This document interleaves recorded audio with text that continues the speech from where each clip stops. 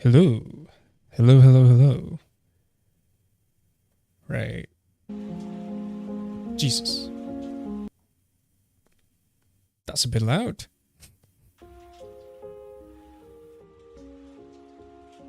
All right. There you go. Sorry about that. Hi, hello, good evening. So, happy Sunday, I guess. Ooh, I'm doing something kind of impromptu in a way. As the title suggests, we'll be watching, what was it? The RKUHP debate from Mata Najwa. That was on Mata Najwa. It was hosted, it was broadcasted, around 4 days ago. And I saw it on Twitter and I was really interested, and I figured I should probably watch it because I think RKUHP is one of the things that I haven't really followed. I mean, I sort of know the controversial bills and whatnot. The controversial regulations that were proposed, such as, I guess the most notable one that will be covered in the debate was the one related to criticizing the government, specifically how it pertains to defamation, I guess. That should be the direct comparison, right? That we're talking about defamation, that that people can sue you for that if you are offensive.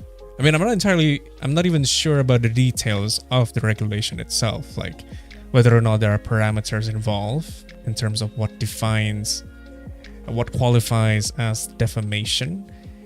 I know that there are rumors that even the draft hasn't been distributed, the latest one that is, and although there has been more recent coverage on the recent bill, I'm not entirely sure if they're talking about the new one, whether or not the government has distributed that. I'm kind of skeptical, if I'm gonna be honest. But I guess we'll see, huh? I saw the description of the video, and it says that the government is planning to ratify it on the 17th of August, right during our Independence Day. It will be their gift for us. At least that's what the description says. It's a bit concerning, to say the least. Like a gift, but for whom exactly? I mean, in the context of the RKUHP, in the context of defamation, most people criticize it for on how it could potentially limit even further in terms of people's capacity to criticize the government. Because even before then, we already have the ITE law that has been used to sue people for criticizing the government, and that's very concerning. So yeah, it'll be interesting to listen to the debate. Apparently, I have no idea about the people that were involved. I only know Mata Najwa, obviously. It was interesting to see how the event was promoted. Maybe I could show that in a bit. Hang on. So, I think it was in Narasi, right? Or is it Mata Najwa's Twitter? Let me try to find it real quickly. Ta-ta-ta-ta-ta. No, it's not this one. Hang on, let me find it on my page.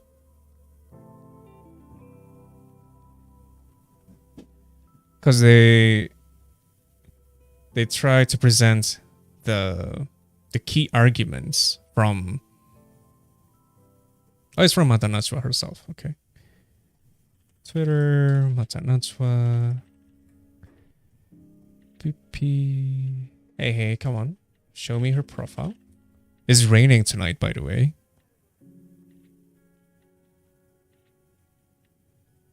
Is even on the headline. Ooh, it's kind of cold. Pa pa pa pa. Okay, where's the Twitter thread? No, go away, go away. I don't want to sign up. Oh, I can only see the preview. Oh, that's annoying. Alright then, fine. We'll open it here. Boop. Just give me a sec, okay? Allow me to set up the thing. Because I'll admit that the arguments were pretty unhinged, to say the least. Some people were saying, oh, both of them have, you know, proper points, so to say. Or maybe it was on Instagram. Ah, here. I think it's this one. No, it's just the information about basic information about the debaters. Can't seem to find it. That's annoying. Let me show you guys. Here we go. This is what I'm seeing. Ah, is this one? There we go. So both of them seems to be from UGM.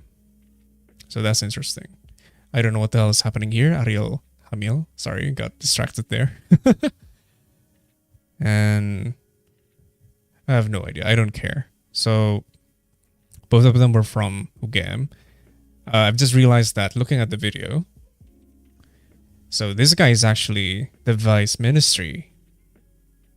So that's interesting. I was not expecting vice minister, not ministry, vice minister. I was not expecting that. I thought it was just two academicians, but apparently one of them is in the government. So I guess it kind of shows where they stand on the matter. Like in this one, so this guy is saying only those with with inadequate intellectual capacity that could not differentiate between insults and critique. Already we can see how I'm not gonna say I'm not gonna comment on that. Oftentimes the problem is not on the public understanding, but the inability to differentiate critique with insult. Now that's a good point. But the problem with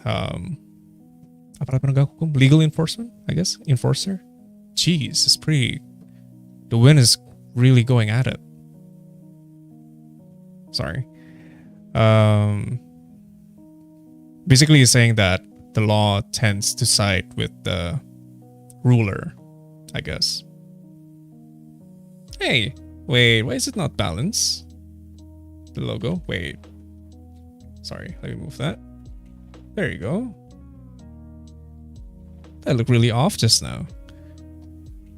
Law enforcement, yes. Hello, boo-boo. And here we are again with the same old arguments that, what is it? The Constitutional Court. That should be the direct translation, right?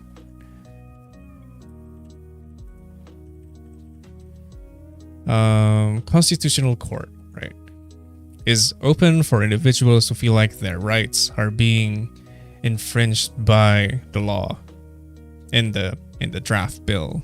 That's where the more elegant and dignified legal arguments can be fought for.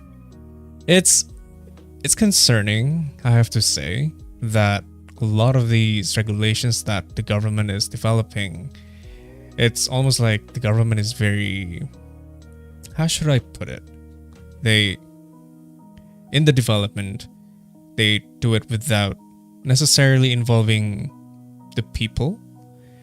And instead they just ratify it and just, okay, if anyone has any issues with it, just go to the Constitutional Court. I mean, that's not how democracy should work, right? And yeah, it's just, it's very concerning. Yeah, here you go. And he's basically saying what I'm thinking. The legislators should not recklessly create trash, quote unquote, under the guise that, hey, we have constitutional court, we can submit a judicial request for a judicial review. Anyway, I think I'm just gonna start. I'm curious about their background, like what is their history, what else have they done in the past. But oh well, we'll save that for later, I guess. Shall we begin? Again, I have no idea about who they are. I have no idea about how the debate went, what they covered.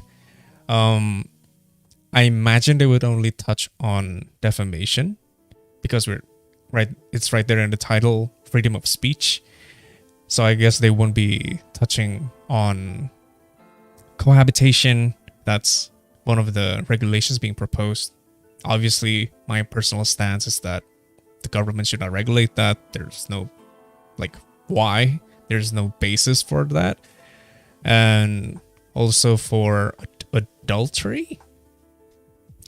I mean, I understand that there are some nuances to that. Like, it's not just adultery, but that if the person is married and then either the spouse or the parents can report on it or something. I don't know. Either way, the government has no business to regulate that. So yeah. Let us begin, I guess. Let me turn off the music. Let's get rid of you two. Goodbye. Let's fast forward. And let's go. Let me know if it's too low, if the voice is too low. Should we see let's see the live chat. Hello everyone. Aku masuk kolom chat. Hi. Is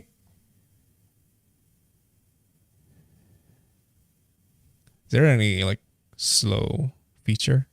Okay, we see people from UI. Selamat malam semuanya. Nama saya Ando Vida Lopez.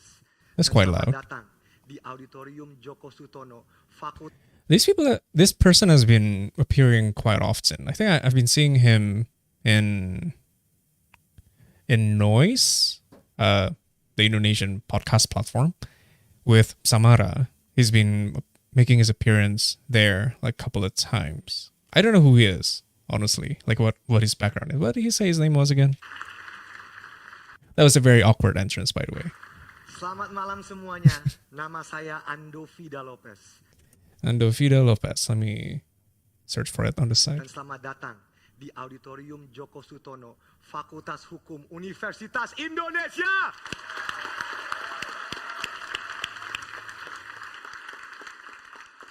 Sesaat lagi kita akan mendengarkan perdebatan yang sangat penting mengenai RKUHP, Rancangan Kitab Undang-Undang Hukum Pidana. Selama beberapa tahun belakangan ini, 6 kata-kata tersebut sudah tidak lagi asing di pikiran dan di telinga rakyat Indonesia. Rancangan Kitab Undang-Undang Hukum Pidana, RKUHP. Dari 2019. So he's Skinny Indonesian 24. I think he's quite well known, right? For making parodies or something? Okay, interesting to see him doing this, I guess. I guess they quit or something. The Lopez brothers, they are vloggers originally, and we graduates. I see. Yeah, here it is, I guess. Yeah, they were... They made this video. This video really popped off. 55 million. Holy shit. Anywho. Aksi mahasiswa yang menolak pengesahan RKUHP. Sampai hari ini tanggal 10 Agustus 2022. perbincangan soal RKUHP itu selalu ada dan dekat di masyarakat dan rakyat Indonesia. Tetapi untuk saya pribadi, ini bukan suatu hal yang kepikiran 3 tahun yang lalu. Tetapi sudah terlintas di pikiran saya 10 tahun yang lalu ketika saya menjadi mahasiswa di Fakultas Hukum Universitas Indonesia. Okay. So he used to be a law student turned comic and YouTuber. Interesting. You never know people's career choices, right? Career paths, not choices. Lucunya, disinilah, di auditorium inilah saya belajar tentang hukum pidana. Disinilah saya belajar tentang KUHP. I'm gonna fast forward this a bit, okay? Saya tidur di kelas untuk pertama kalinya. Mohon maaf dosen-dosen saya. Tetapi intinya, terlepas dari keburukan saya sebagai mahasiswa atau alumni, saya belajar bahwa kitab undang-undang hukum pidana kita memang harus diperbarui. Terjemahan dari Wetboek van Strafrecht peninggalan Belanda ini yang kita panggil sebagai KUHP sekarang memang tidak cukup. Jadi memang harus diperbarui. Lantas kenapa menjadi perdebatan sebagaimana rupa sekarang di masyarakat Indonesia? Apakah karena isinya? Apakah karena mungkin masyarakat merasa tidak diturut sertakan dalam perbincangannya? Atau karena hal lain? Apapun itu, mau alasan apapun, harus kita tahu bahwa kitab undang-undang hukum pidana itu sangat penting. Karena ini mengatur dan mewarnai relasi antara kita sesama dengan warga negara. Dan kita, warga negara dengan negara kita sendiri. I think this is like a pretty important point, I suppose, that I mean, a lot of the main focus on the news and whatnot is on the bad stuff, right? But at the same time, we do need to acknowledge that, yeah, we do need to change the whatever RKUHP is and whatever KUHP is in Bahasa Indonesia. Is it criminal code? I guess something like that, because it's still based on laws and during Dutch colonial times, I guess, or something like that. Which is good, of course. That means we need to update that. But at the same time, the direction that it's taking, it involves stuff that are, kind of regressive as well at the same time, with the whole thing on, again, adultery and cohabitation. Like, what the fuck? And there was some funny stuff as well. Like, I don't know if it's true or not, because again, I haven't looked at the actual law, but I saw somewhere in the headlines on asumsi, I guess, that you can get sued for poisoning your neighbor's chicken or something, some wild shit like that, and something about getting your friend drunk, I think. Again, this is just going from the top of my head, but of course, like, one of the key concerns is, of course, defamation, specifically in regards to our ability as public citizens to criticize the government. So yeah, I'm repeating myself, but I mean, let's keep going. What was I going to say? Nothing. Dan karena kepentingan tersebut yang mengefek ke banyak orang, maka diperlukanlah suatu cara atau platform yang populer yang bisa membahas dan mendiskusikan ini seperti Mata Najwa. Clap. Sorry, I had to. And hi, Alia. Hope the FDE 2022 went well. Is it over? Sorry, I couldn't attend the event today. Again, it's my dad's birthday. Hopefully, I'll get to watch it on YouTube later on once you get it uploaded. Looking forward to it.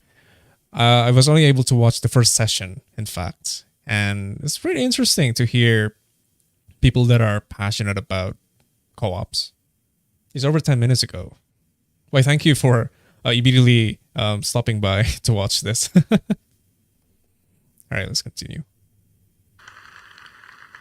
Kita harus diskusikan sekuat-kuatnya. Kita harus memperdebatkan ini untuk mendapatkan hasil yang sebaik-baiknya.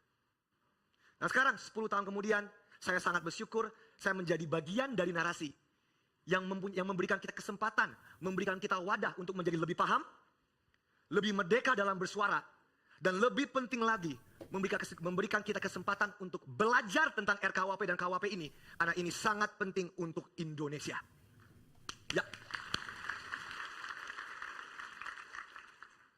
Jadi kali ini saya yakin kita semua bisa belajar, kita semua nggak akan ketiduran. Karena ini bakal sangat-sangat seru. Ya nggak? Ini bakal sangat-sangat seru. Nggak pakai lama lagi, saya akan mengundang langsung senior saya di FKUI, tuan rumah mata Najwa. Dan lebih penting lagi, bos saya di narasi. Tepuk tangan untuk Mbak Najwa Shihab.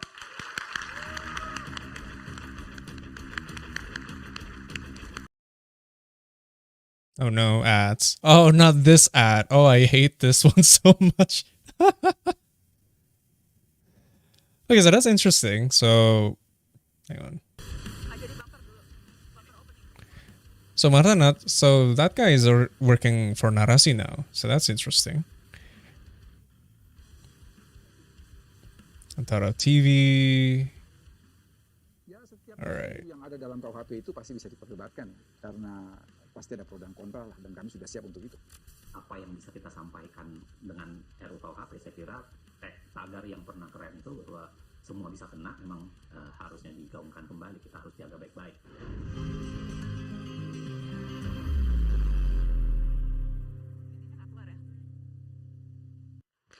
We can hear you, don't worry. Assalamualaikum warahmatullahi wabarakatuh. Teman-teman, Waalaikumsalam. apa kabar semuanya? Selamat malam, selamat datang di Mata Najwa. Saya Najwa Shihab, tuan rumah Mata Najwa. Tapi malam ini Mata Najwa, tuan rumahnya ada dua. Salah satunya adalah Fakultas Hukum Universitas Indonesia. Kita kasih tepuk tangan untuk seluruh teman-teman yang ada di sini. Terima kasih Bang Edmond, Dekan FKUI. I think her cadence is pretty fast, so I'm gonna slow it down again, back to normal. Alma Mater, terima kasih. Dan kita malam ini akan bicara seperti yang tadi Andovi cerita, bicara soal rancangan Kitab Undang-Undang Hukum Pidana. Teman-teman, kita semua tahu pemerintah memang berencana dalam waktu dekat akan mengesahkan RKUHP, dan disebutnya RKUHP ini akan jadi kado untuk Republik Indonesia, kado untuk kita semua, kado untuk netizen plus 62.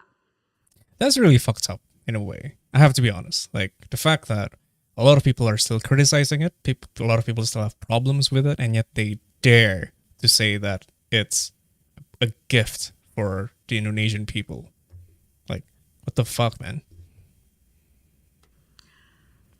Malam ini, Mata Najwa, judulnya Merdeka Bersuara. Dan kita akan fokus pada pasal-pasal RKUHP yang dikhawatirkan dan sebagian orang sudah bilang memang terindikasi mengancam kebebasan berpendapat dan berekspresi.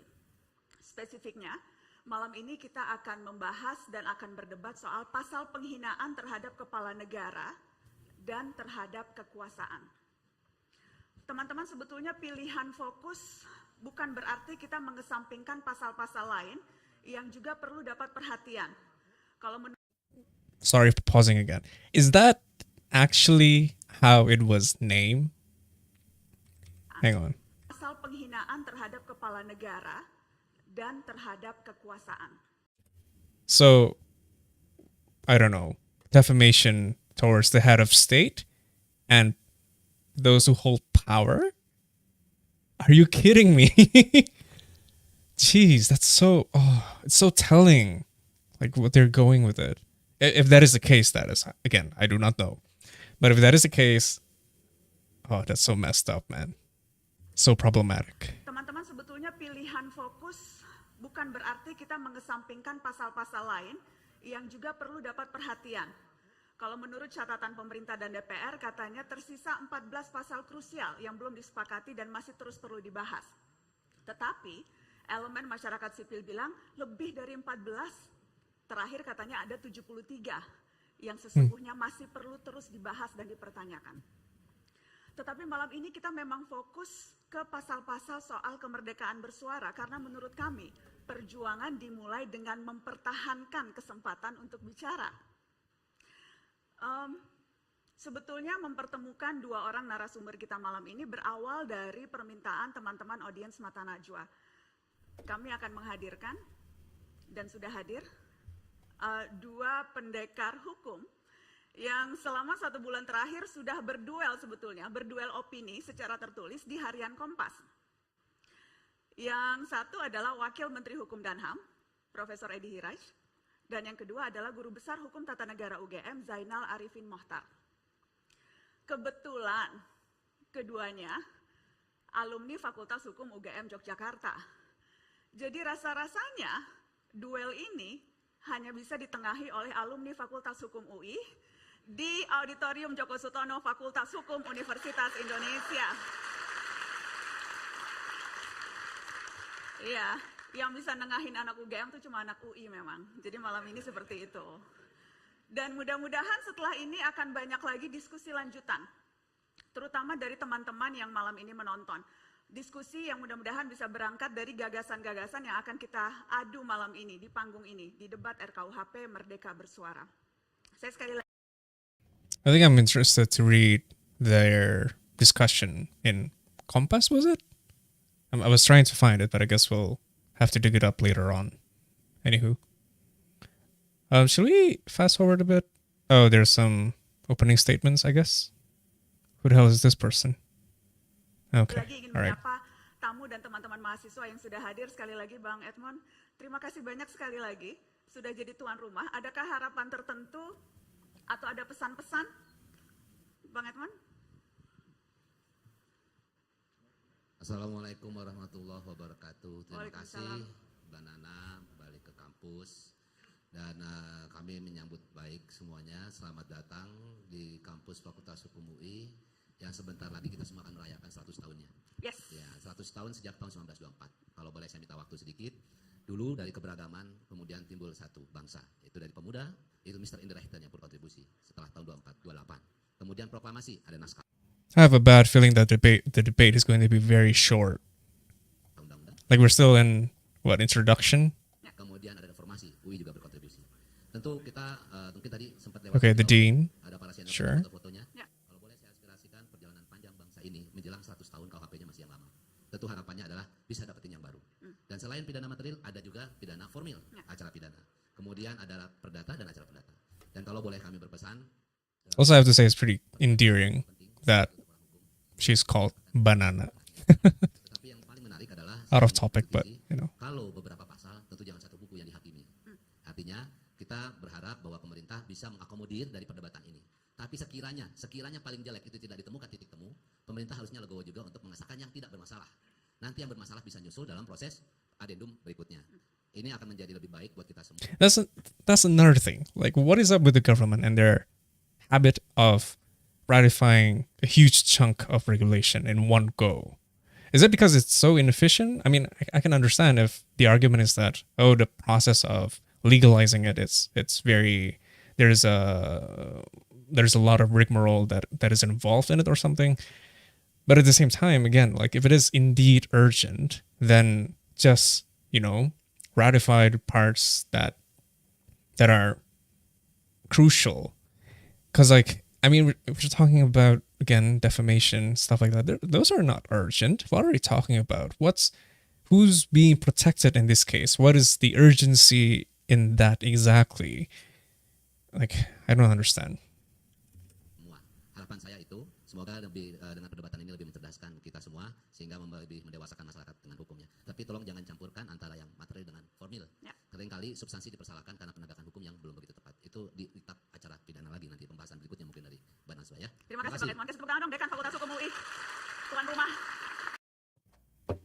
Ini Hyundai Stargazer. Oh, that's a lot of ads. I need to get Tuan premium. rumah malam ini yang gedungnya sudah saya bongkar-bongkar dari tadi pagi, dari kemarin bahkan sudah disulap untuk jadi studio. Ada juga teman saya, alumni UI juga, Ketua Perhimpunan Bantuan Hukum dan HAM Indonesia (PBHI), ada Julius Ibrani. Bang Ibrani, selamat malam. Selamat malam Mbak Najwa, terima kasih sudah diundang. Terima kasih I hope it's okay that I have it on 1.5 times speed because it's just opening. I don't think there's anything particularly substantial, but sudah memenuhi undangan.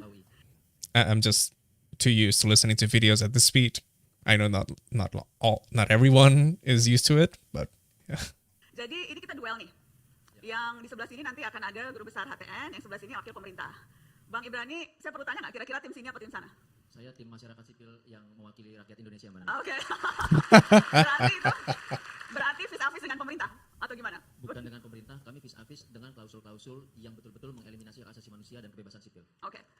Jadi malam ini Anda berharap debatnya akan spesifik karena kan kita sudah bilang That is an interesting point in a way. Like, I have never seen anyone who's actually in favor of the law being ratified, aside from the government, of course, because it's within their interest, right? Quote unquote. It's like, the fuck, man. It's really concerning and so blatantly problematic. And yet here we are. It's a betrayal to our democratic constitution principle, that which is the bedrock of this country in a way. Okay, let's not get hung up on that yet. Bilang tadi spesifiknya soal kemerdekaan bersuara. Itu memang krusial, Anda setuju? Amat sangat krusial karena dalam konteks negara hukum dan demokrasi, kebebasan sipil jadi satu indikator. Kalau itu hilang, kita kembali ke negara otoriter yang tidak menyisakan ruang apapun bagi masyarakat sipil. Oke, thank you. True. Tepuk tangan dong Ketua PBHI. Sudah ada tim elemen masyarakat sipil, saya akan ke sini. Saya akan ke Dr. Albert Aris, jubir tim sosialisasi RKUHP. Kalau sini pasti timnya Prof. Edi ya? Gimana Bang? Benar ya Pak? Kalau tadi masih malu-malu bilang tim Uceng, kalau ini langsung tim. Ya kan? Apa harapan Anda? Oh begitu. I don't think the mic is really working. There you go. Nah, oleh karena itu tidak berlebihan jika saya katakan bahwa Mata Najwa menjadi bagian dari sosialisasi dan diskusi publik RKUHP yang berkualitas. Terima kasih. He was pretty slow even just now. I wonder, like, even with normal speed, I'm often impressed with how slow and methodical the way that people Ini speak. pasti timnya Prof. Edi ya? Bilang tim Uceng, kalau ini langsung. Let's see. Oh begitu.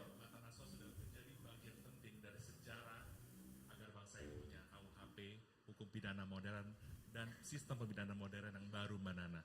Nah, oleh karena Oh my god, that's so slow. Sorry.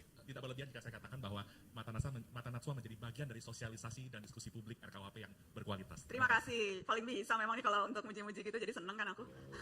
Jadi ini memang bagian dari sosialisasi dan upaya menampung partisipasi, begitu ya? Betul. Setelah ini akan banyak lagi digulirkan, karena kan Presiden Jokowi sudah memerintahkan tuh, harus dibuka banyak kesempatan supaya orang juga bisa menyuarakan aspirasinya. Ya, benar sekali Mbak Nana. Jadi ini adalah tindak lanjut dari arahan Presiden Oke. tanggal 2 Agustus lalu, bahwa kita memang diperintahkan jajarannya untuk mendengarkan dan juga menyerap aspirasi masyarakat, usulan masyarakat untuk RKUHP yang lebih baik. Oke, terima kasih.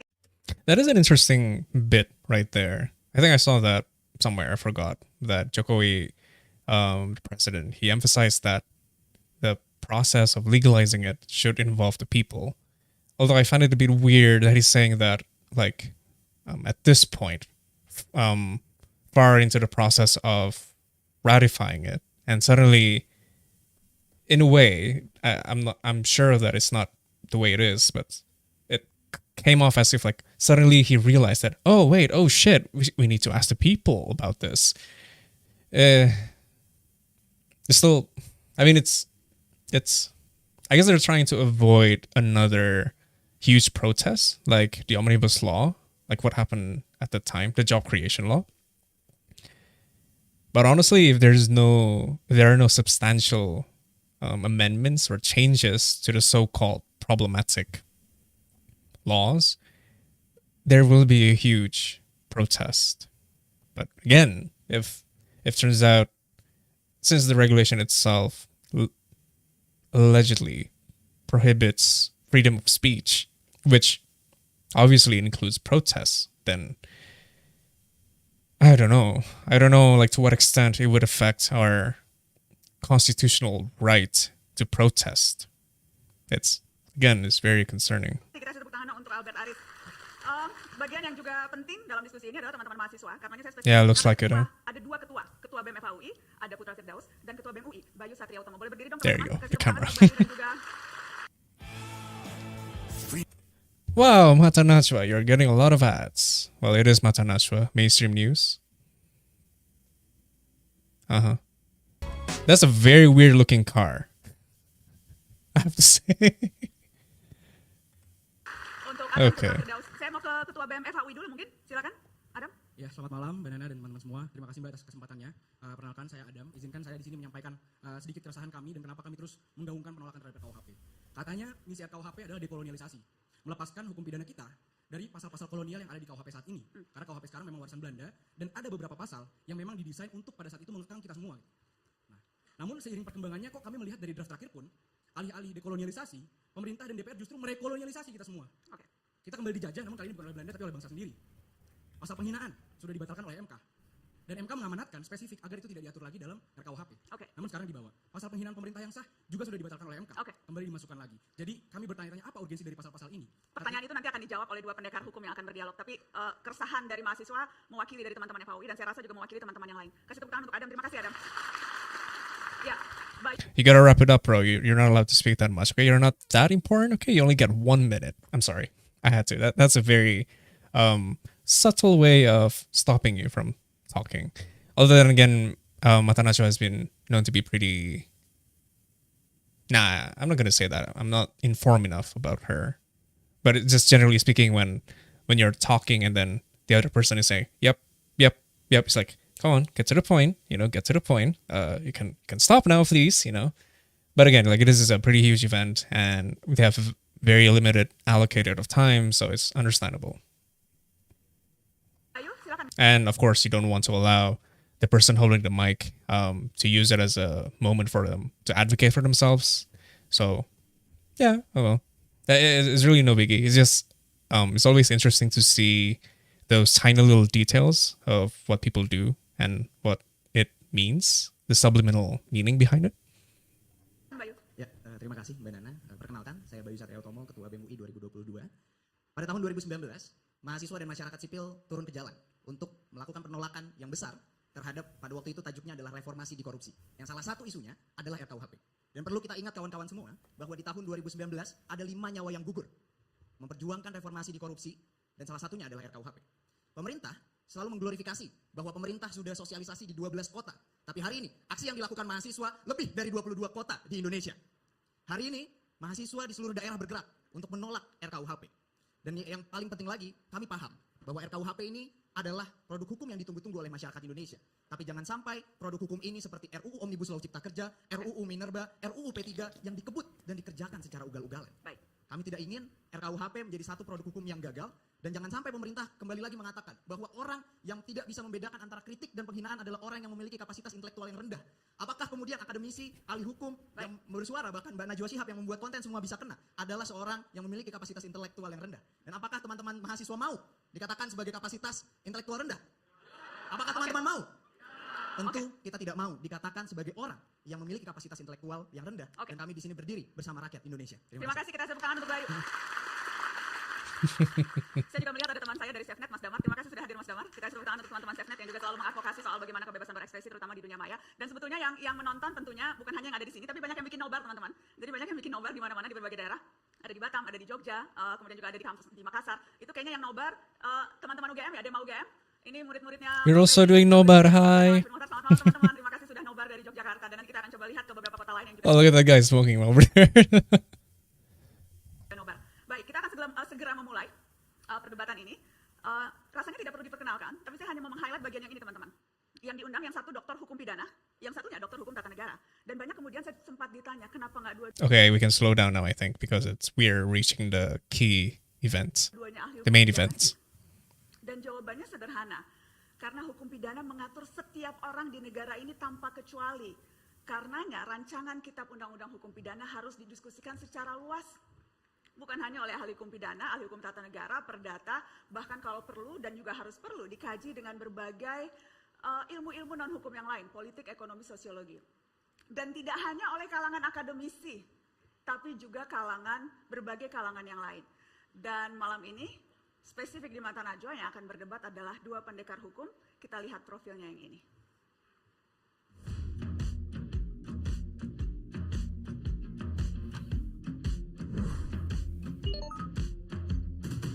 What's with the sound effect, man?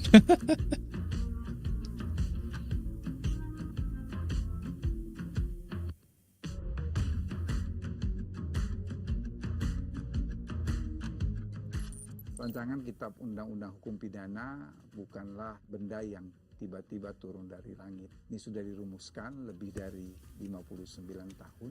Sorry, dengan I had to. pemikiran yang jernih oleh para ahli pidana tanpa kepentingan apapun.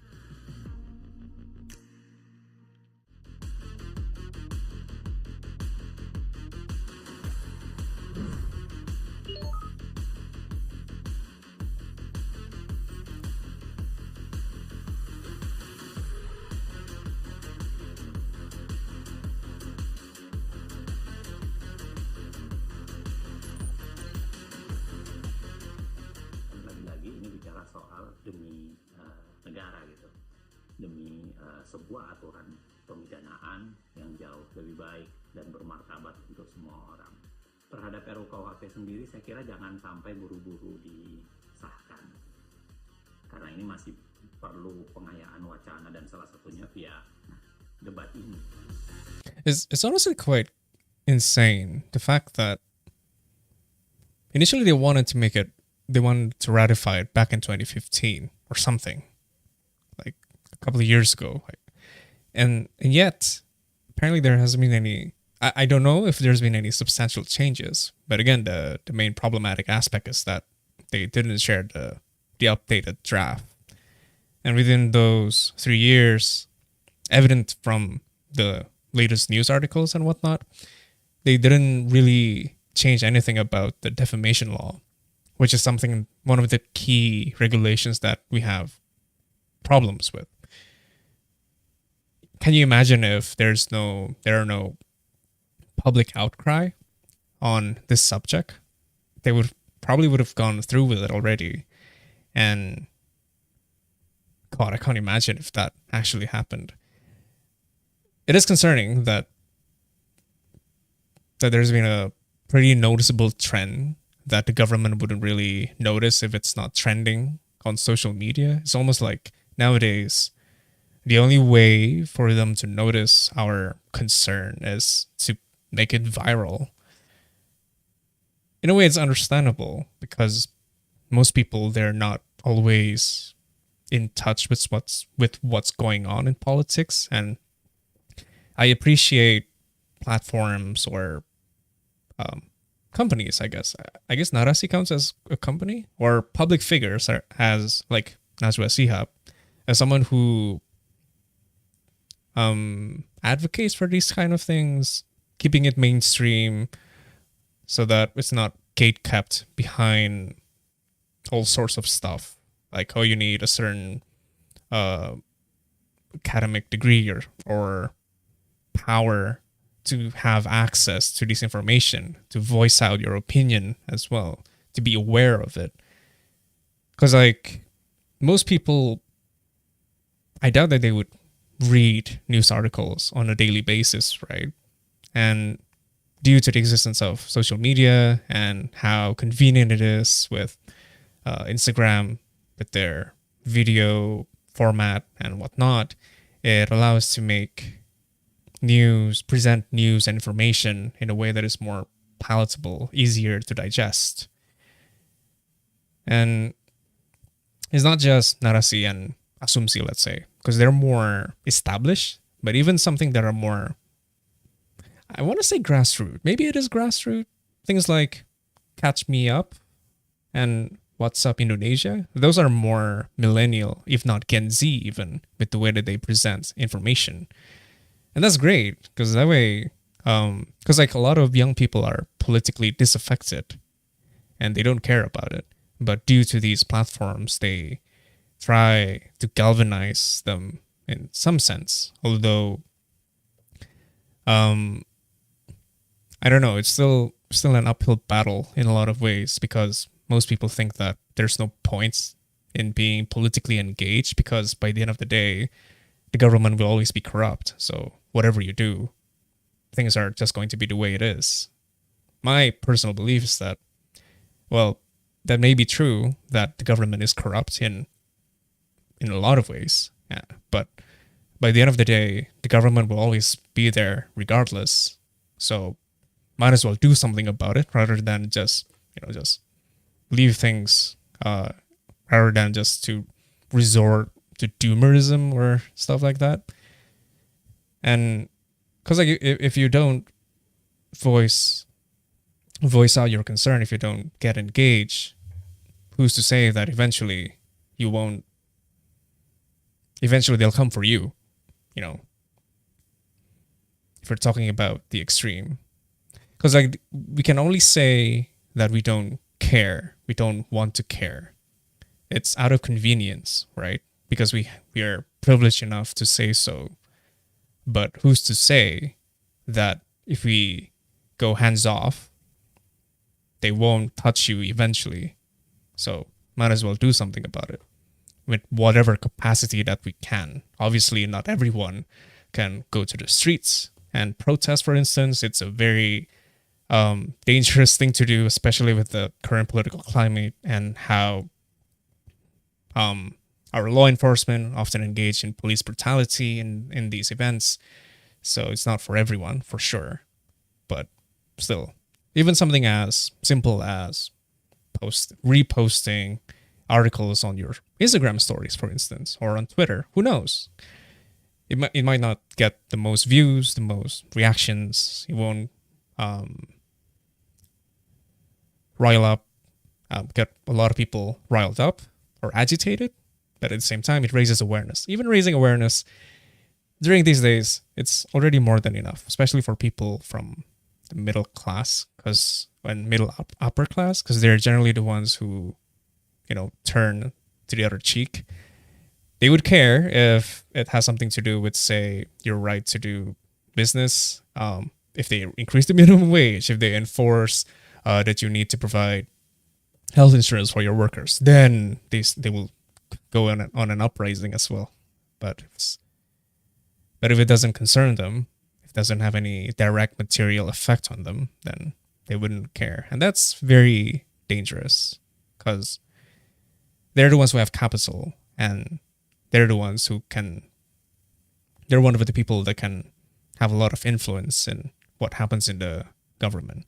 Because if we're only talking about like real grassroots, like people from the middle to low class, low income households, I mean, it's very easy for the government to just spin the story that, oh, these are just dissidents, and there's just a lot of ways that it could go wrong. So, sorry, Stunlock, but yeah. But then too many is dispirited to even think about changing things. It's tiring when we have to constantly survive. It's sad. It's hard to keep spirits high. Yeah, I do agree. It can get very demotivating. Like I get overwhelmed every now and then looking at the news. There are so many things going on. So that's why I always emphasize do what you can. And okay, wait, why is this thing showing? Go away. That's why I always emphasize just do what you can in whatever capacity that you can. Because there's just way too many things to do, to fix. And always remember to not feel guilty if you want to take a break, whether it is for your mental health or just to have fun. Just because if you're just gonna get burnt out if you just keep going. I mean, honestly, I don't have that mental fortitude to do so. I see a lot of people on Twitter, for instance, they can go, they can say and criticize the government on a daily basis. And I applaud them. I admire them in a lot of ways. And they do inspire me as well. And yeah, I mean, but I understand that I simply cannot do that. It's just too exhausting, too mentally taxing. But hey, I mean, when I can, I'll always try to speak up, whether it is in the workplace or whatever, just this thing that I'm doing right now, or on social media in general, or when I interact with other people. Because yeah, I mean, I do get you when you say that too many people are dispirited.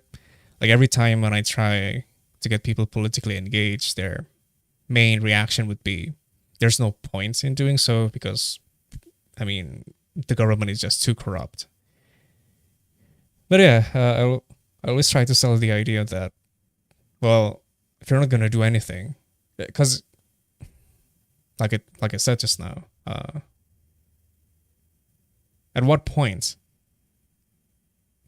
are you going to start engaging? Because if you don't, it will reach that point eventually. That's how dictatorship happen usually, is when people are indifferent. And that's very concerning that a lot of people are very indifferent about politics. And which is very understandable, especially when you consider how demanding the current economic system that we live in, how it takes a lot of your mental space, not just physical space, but also mental space, how it's very demanding. It takes a lot out of you. And there's sometimes like when you finish work, you just don't have any capacity to process other stuff. You just want to rest. You just want to have fun. You just want to watch Netflix, for instance, or watch TV or work out or any other things that can take you out of the hardship of working in this trying times, I guess. But yeah, that's why just do what you can. But definitely don't resort to doomerism. That's one of the most unproductive outlook in life. Also, like, I mean, I understand that there are even some people who are just downright self-centered about it, that they just don't care. They only care about themselves. And at that point, just call them out. I really don't know what else to do, because those are the most despicable people, in my opinion, when they only care about themselves and they don't care about other people. And this is very concerning whenever you see people who are, I don't know, when they dismiss others for expressing some semblance of selflessness, altruism. I imagine that, because I'm someone who's passionate about public policy, let's say, who's passionate about poverty alleviation and stuff like that. And there are people who look at me and say, "Oh, you're only saying this because you don't know what it's like to have money," and that's fucked. And jeez, that is how unprincipled people can be. And I don't know what happened that they would develop such a worldview. Either they're just too obsessed with materialistic pursuit that they don't even have any principles anymore. I mean, that's very likely, and I've known people who are like that. They just God. Anywho, again. Let's enough with the stun lock. Let's go back to the video. Oh, wrong one. Wrong scene. Another ad. Are you kidding me? Okay, mute again. That's a pretty short introduction, I have to say. There are 2 ads. Okay, you can see my face now for the time being. Okay, we're back. Beri tepuk tangan yang meriah untuk 2 pendekar hukum, Wakil Menteri Hukum dan HAM, Profesor Edi Hiraj, dan Guru Besar Hukum Tata Negara Universitas Gajah Mada Yogyakarta, Dr. Zainal Arifin Mohtar. Kita kasih tepuk tangan untuk keduanya. Selamat malam, Prof. Edi. Malam. Apa kabar? Baik. Mas Uceng, selamat malam. Aku ini udah bawa, selain bawa ini tuh aku bawa ini loh. Ini buku keberapa? Jadi sesungguhnya 2 orang ini lawan debat, teman diskusi, sudah bikin berapa buku, Prof, bersama? Buku yang ketiga. Buku yang ketiga. Yang paling serius. Yang paling serius ini, dasar-dasar ilmu hukum, memahami kaidah teori asas dan filsafat hukum. Yang tulis Edi. Can I just say, I like his jacket. The red jacket. Looks good. But apart from that, so they're colleagues? That's even more interesting. They've made books together. Wow, okay. Rais dan Zainal Arifin Mohtar, buku ini. Yeah. Jadi sebetulnya sudah sering dipertemukan, tetapi rasanya dipertemukan perdebatan yang kayaknya serius ini. Kami berdebat di Kompas itu, ini kali ketiga. Kali ketiga. Ya. Kali ketiga. Oke. Tapi pertama kali dipertemukan di mata Najwa, dan ini bukan dalam rangka duel antara sesama dosen UGM kemudian ditengarai oleh teman-teman UI, tapi kami berdua sedang mengajari bagaimana cara berdialektika yang baik. Oh begitu. Yeah. Anak UI nggak perlu diajarin. Anak UI memfasilitasi. Tapi nggak apa-apa, Prof. Nggak apa-apa. Karena itu saya persilakan untuk mengambil tempat masing-masing. Prof. Edi dan Mas Uceng, tadi saya di awal saya bilang bahwa pemerintah kan bolak-balik mengatakan rancangan Kitab Undang-Undang Hukum Pidana ini akan jadi kado terindah. kemerdekaan Indonesia yang ke-77 karena sudah digarap 59 tahun ya Prof. Sejak tahun 63 loh pertama kali ini kemudian wacana ini muncul. Wait, what? Since when? 77 karena sudah digarap 59 tahun ya Prof. Are you kidding me? For 60 years. And they couldn't make up their mind. Fuck me. Sejak tahun 63 loh pertama kali ini kemudian wacana ini muncul. Ini akan jadi kado terindah. Okay, like, again, I know I'm not a legal expert, but it just doesn't make any sense to me if they insist on making it like changing the whole thing in one go. If it is such a huge body of work, a huge document, if it consists like thousands and thousands of laws and regulations, then just do it one by one chapter at least or something. As long as they're not connected, of course. Like, it's such an inefficient way of going about things. Like, why? Again, what's with the insistence of making a huge change in one go? Just take your time. Mudah-mudahan ke 59 tahun kalau dihitung draft masuk ke DPR, tapi kalau dihitung pertama kali dibuat itu tahun 58. Jadi sudah 64 tahun ya. 64 tahun. Tapi saya selalu menghibur diri dengan mengatakan tidak ada satu negara pun di dunia ini yang ketika dia terlepas dari suatu koloni, dia bisa membuat suatu KUHP yang begitu cepat. Belanda ketika terlepas dari penjajahan Prancis, dia membutuhkan waktu 70 tahun. Okay. Padahal dia homogen. Bisa dibayangkan kita yang begitu heterogen.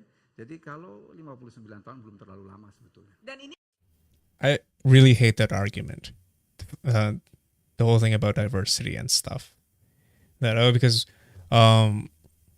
it always whenever we argue about social welfare, creating a welfare state, and how we use Scandinavian countries as like a role model.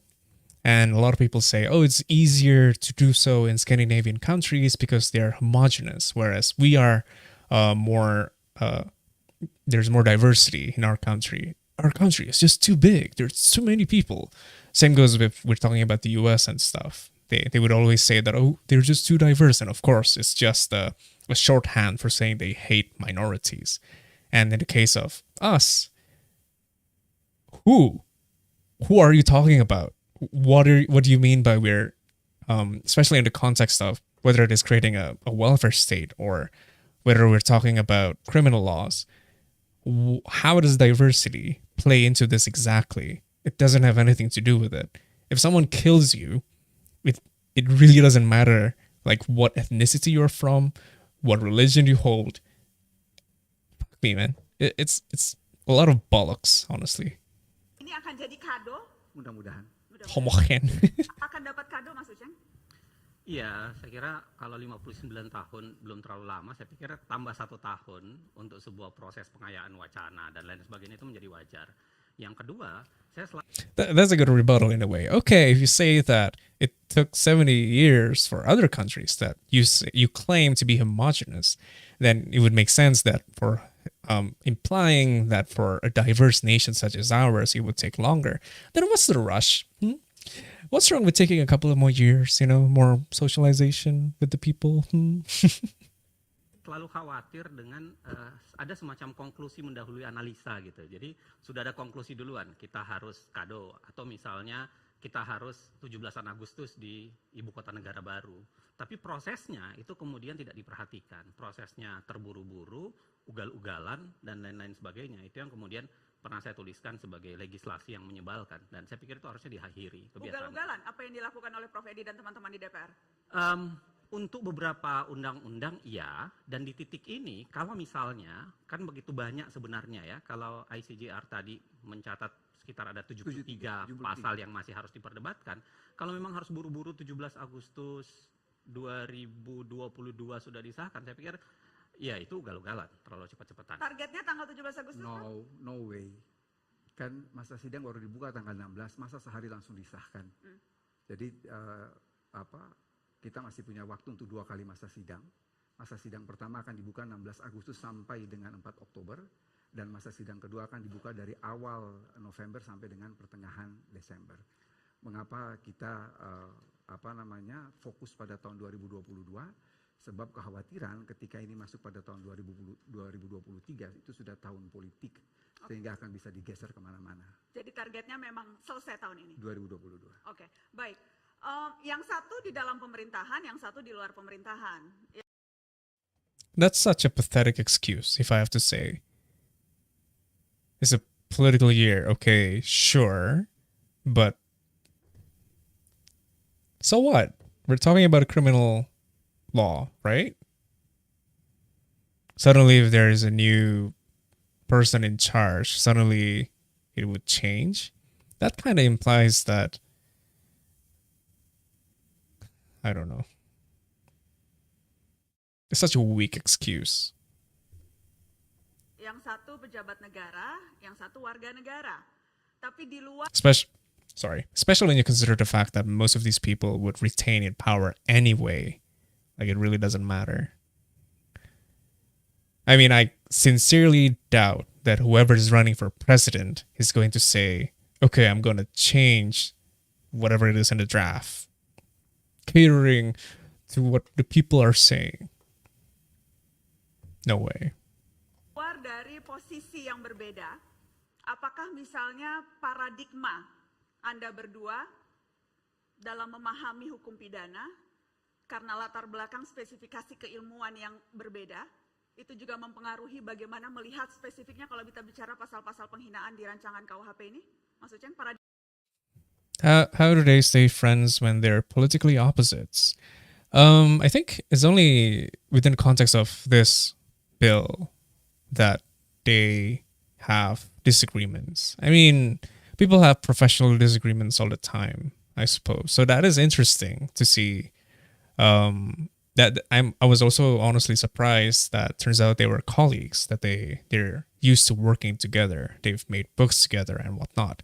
It is only within this case, and I imagine maybe it's because the other guy, who's the vice minister, it had something to do with this new position.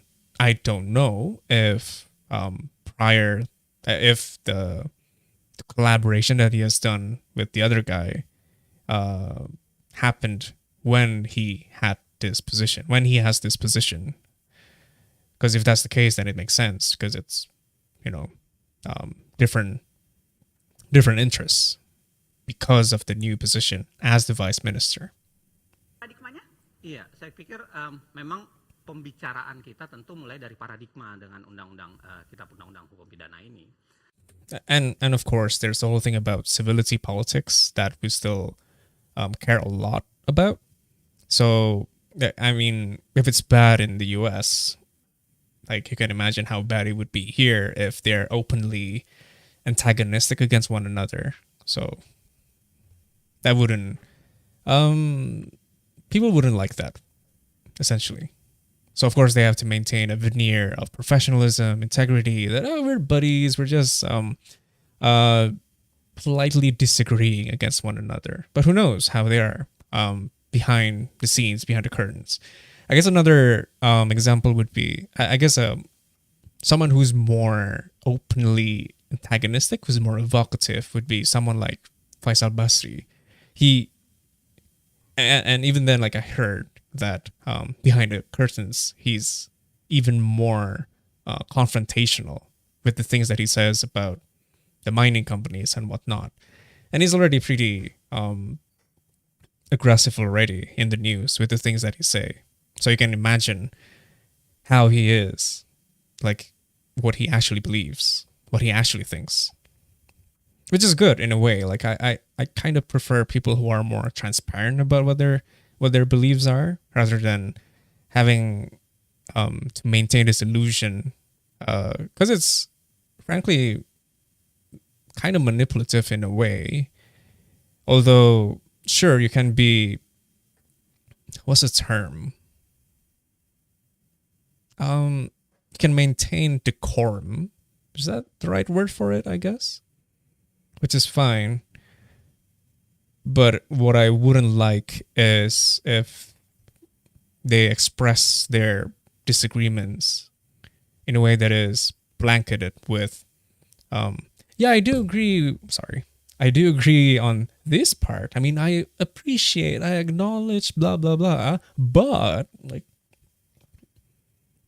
yeah, that's probably like a small example of civility politics that I don't like. But then again, we're talking about this person. I guess he said something quite. I guess we're about to hear his thoughts, right? Let's see, because like in his statements in the news just now, what did he say? That no, I think it was pretty polite. He was saying that, oh, this regulation, this defamation law would be used in favor of those in power. So it's not saying that it will be at the cost of the people and people would go to jail. And so it's phrased in a very subtle way. I mean, it's fine. In this context, it's fine. Kenapa? Karena paradigma negara mau melindungi dirinya dari apapun itu terlewat. Coba bayangkan ya, kalau kita lihat buku 1 dan buku 2 di RUU ini, kan buku 1 itu bicara soal aturan umum, buku 2 bicara soal tindak pidananya. Di bab pertama begitu masuk buku 2 itu langsung kejahatan terhadap negara. Jadi kelihatan sekali, kan begini ya teman-teman sekalian, kalau kita bicara soal menulis, kalau Susan Sontag bilang semua penulis itu ada alamatnya, mudah kelihatan.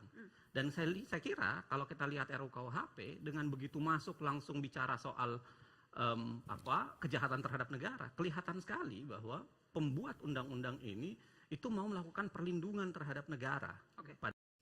And that's a good point. And well, just to go back to my initial point just now, that means it's openly antagonistic about it, but not unnecessarily annoying about it, I guess. Which is good. Padahal seharusnya kalau kita bicara misalnya, makanya kalau baca beberapa buku kritik terhadap undang-undang dasar misalnya ya, kenapa kebanyakan undang-undang dasar belakangan yang dibuat itu pasti mulainya dengan hak asasi manusia dulu, bukan kekuasaan negara dulu. Kenapa? Karena memang ada penghargaan yang lebih terhadap manusianya, bukan terhadap negaranya gitu. Jadi Anda melihat justru di sini terlihatnya? Baru dari titik itu saja sudah kelihatan. Belum lagi kalau kita bongkar yang lain. Kalau gitu saya mau lempar dulu Prof. Edi, bagaimana? Itulah naturnya hukum pidana. Naturnya hukum pidana tidak akan mungkin mensederajatkan antara negara dan warga negara.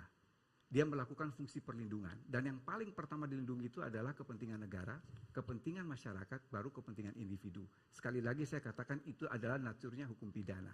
Tadi saya sempat mendengar bahwa That's bullshit. Protecting the interests of the state first and then the people? I mean, sure, if descriptively that is the current nature of criminal law, then there's something wrong about it, wouldn't you say? I mean, to go back to the previous argument from the other guy, he's saying that when you look at the amendments, there's more emphasis, there's more priority, there's more care for human rights. And as you can see, there is a change in the paradigm, right? And why is it that when you can do that for Undang-Undang Dasar, why couldn't you do that for the civil law, for the civil regulation, criminal law? Fuck, what is it called? Okay, can't help it.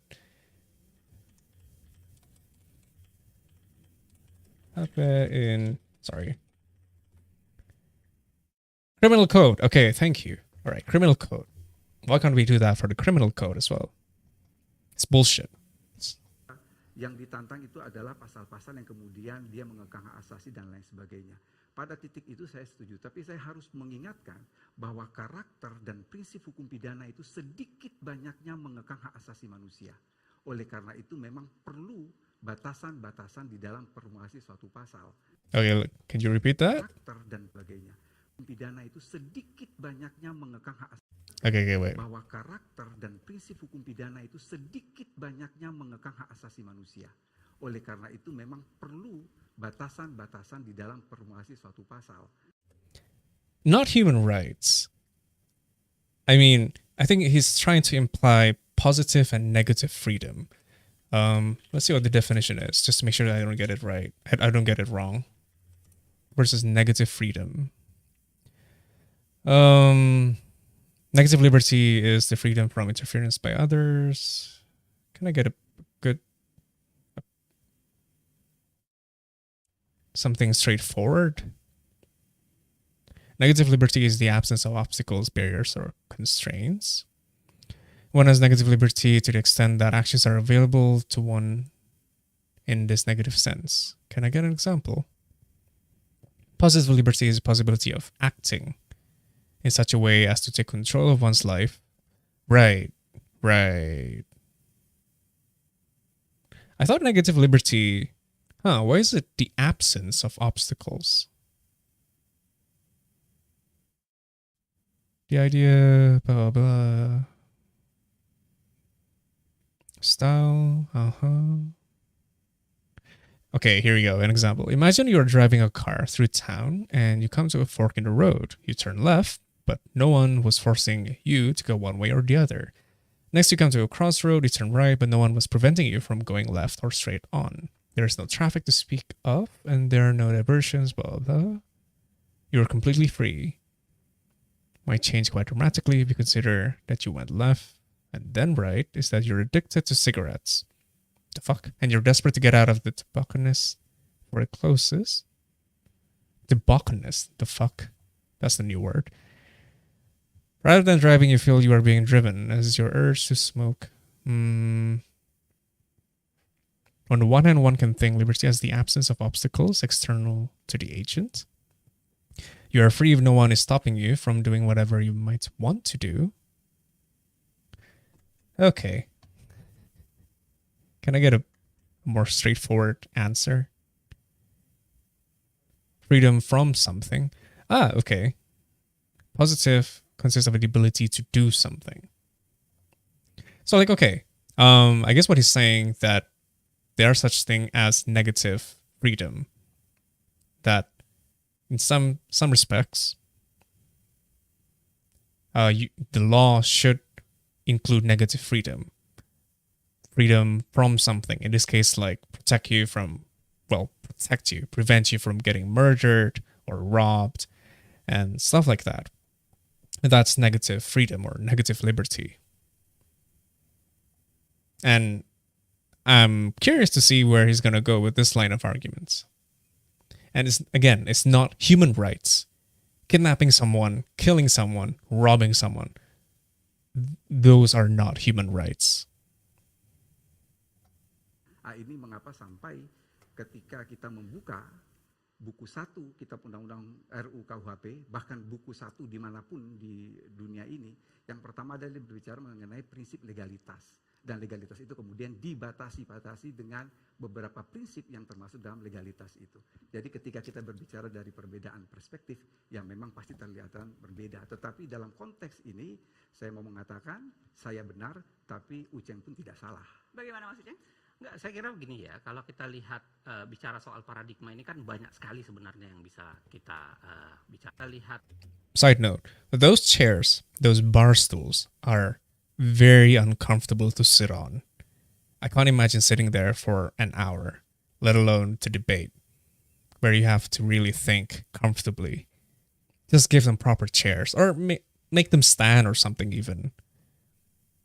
I would probably just stand up in this case, because those chairs are just not comfortable to sit on.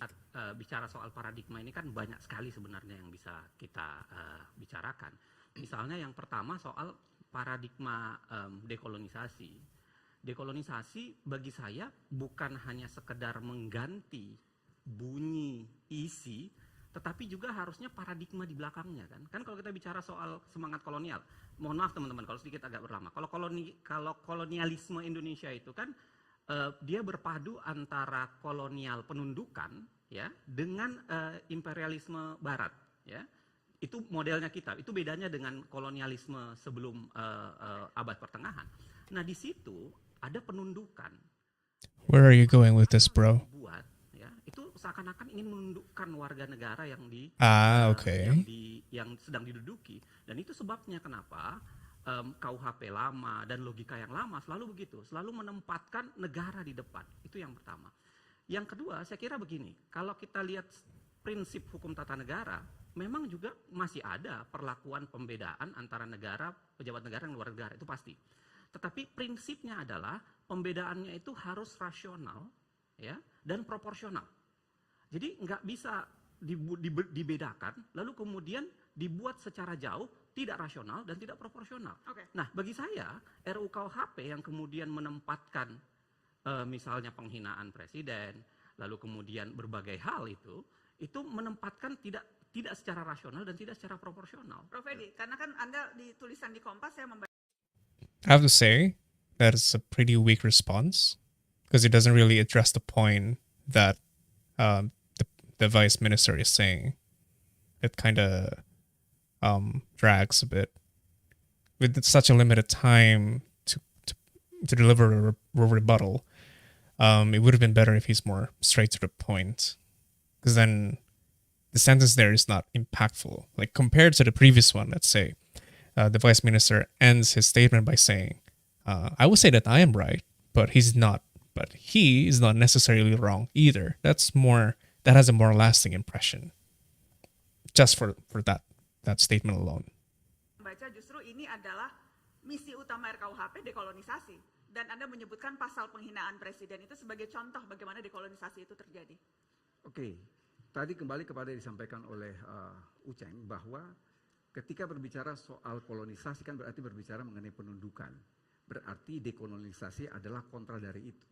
Buku 1 KUHP yang masih existing itu adalah bentuk yang jelas dari kolonisasi. Karena dia hanya memandang hukum pidana sebagai suatu lex talionis, hukum balas dendam. Artinya yang diutamakan adalah pidana penjara dan orang terhukum itu memang dikapitalisasi untuk kepentingan kolonial. Ini berbeda sekali dengan konteks buku 1 dalam RUKUHP yang meskipun pidana penjara itu dia masih merupakan pidana pokok tapi dia bukan pidana yang utama. Jadi kalau kita membaca mengenai pidana dan pemidanaan itu dikatakan hakim wajib menerapkan pidana yang lebih ringan. Jadi pidana yang paling berat itu mulai dari pidana seumur hidup, kemudian pidana penjara sampai kemudian ada pidana denda yang paling rendah. Itu. That's not addressing the point either. I hate when debates goes like this.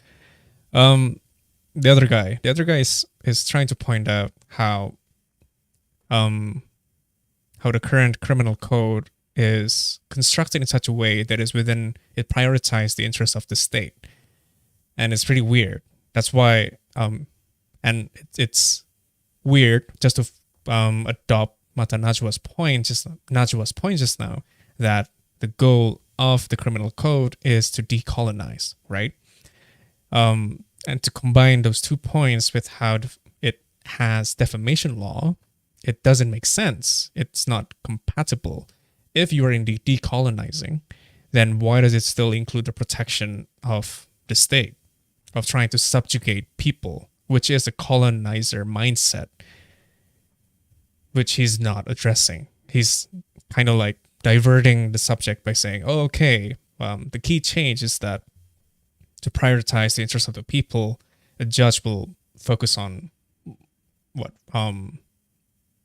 something to do with sentencing, the lowest level of sentencing, punishment, or stuff like that, which is not answering the point. Hopefully, either one of them will press this point. Dari segi buku 1, tapi kemudian dari segi buku 2, termasuk di dalam yang tadi dikatakan oleh Uceng adalah mengenai pasal penghinaan. Okay, thank you. Saya katakan bahwa isi KUHP di seluruh dunia itu sama, kecuali dalam 3 hal. Yang pertama adalah kejahatan politik. Di dalam KUHP kita tidak ada kejahatan politik. Yang ada adalah kejahatan terhadap keamanan negara. Kalau di Perancis dia secara eksplisit menyebut kejahatan politik. Yang kedua adalah soal delik kesusilaan. Kita buka bolak-balik ada 600 pasal dalam KUHP Cina. Sure, every country might have a defamation law, but at different degree. Now the thing is, what's being criticized here is the intricacies of what you're trying to pass. And hopefully the other guy will try to press on that point. Like, what are the parameters and stuff like that? What qualifies as defamation? Because, like, let's say in the case of the US, it's one of the most difficult, it's one of the most complex defamation law, because they hold freedom of speech at such high regard that it's nearly impossible to prove someone of defamation, to successfully indict someone of defamation. So yeah, it will be interesting to see where this is gonna go. Is that his glasses? Is it like one square and one rounded? Are you kidding me? Sorry, got sidetracked there. Terhadap kesusilaan. Dan yang ketiga adalah soal defamation, soal penghinaan. Itu masing-masing negara mengatur sendiri dan memang terdapat perbedaan-perbedaan yang cukup signifikan. Saya mengatakan bahwa salah satu bentuk dekolonisasi ketika kita berbicara mengenai pasal-pasal penghinaan, ya, apakah itu penghinaan terhadap kepala negara, penghinaan terhadap kekuasaan umum, penghinaan terhadap pejabat negara, itu diadopsi bukan dari apa? That's fashion. Okay, sure. Namanya dari Prancis, tetapi itu diadopsi dari kode British yang diberlakukan oleh koloni Inggris terhadap jajahannya di India, yang diadopsi kemudian ketika itu mau masuk ke Indonesia itu pun terjadi perdebatan karena pertama kali itu sebetulnya mau dirumuskan secara material. Kalau dirumuskan secara material bagi orang hukum pidana itu lebih sulit pembuktiannya. Tetapi karena ini akan diberlakukan untuk daerah jajahan maka dipermudah dengan bentuk delik formil dan kata-kata yang kabur. Ini yang kemudian saya mau masuk ke situ, Prof. Saya mau masuk spesifik ke pasal-pasal yang tadi sempat disebutkan. Tadi di awal soal paradigmanya dan kemudian tadi Prof. Edi menyebutkan soal pasalnya. Karena itu kita mau bahas pasal yang ini. Pasal penghinaan terhadap kepala negara. Kita lihat. Yeah, he's not addressing the point, which is to be expected, I guess. Deflection. That being said, by the end of this debate, I really want to see him putting on those glasses, like putting it on his eyes. I want to see how it looks when they're actually properly placed. I guess, like, in the context of why we're copying that, it's actually the point of why we're trying to revise it, I suppose. But we're not revising it properly, I guess. Again, he's like, I don't get his point. I really don't get his point. Your friend has the same spec. Oh God. Okay. Now I have to know. Okay, I'm gonna look for it in a different window.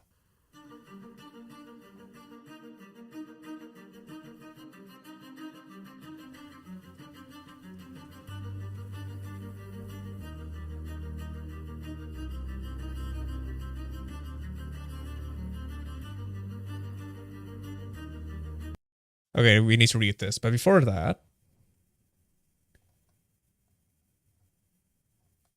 are you kidding me? Robert Downey Jr. would wear this. Although I guess the frame is a bit thin, so it's not really noticeable. So I guess that's fine. Interesting choice, though.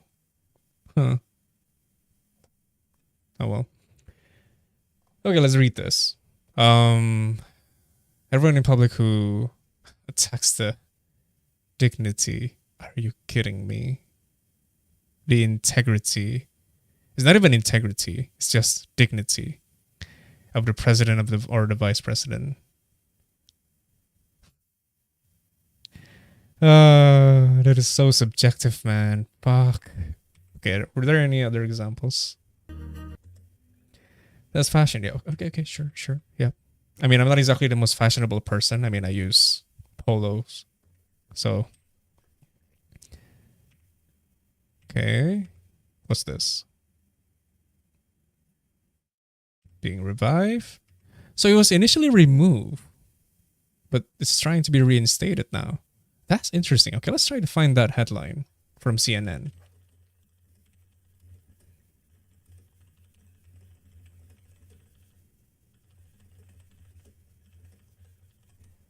Okay.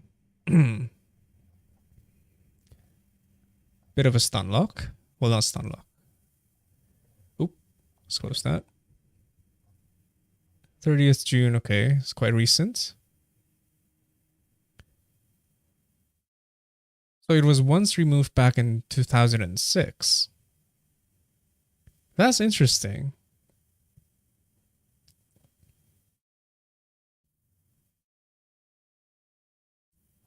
Yeah, it's no longer binding. I'm assuming this is the... Okay, it's a different article, though, within the law. Is considered inconstitutional.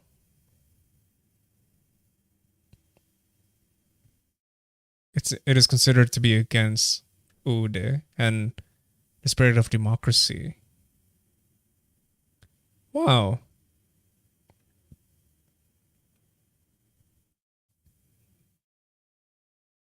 Yeah, to be respected as, like as a formality. They're not entitled to the privilege of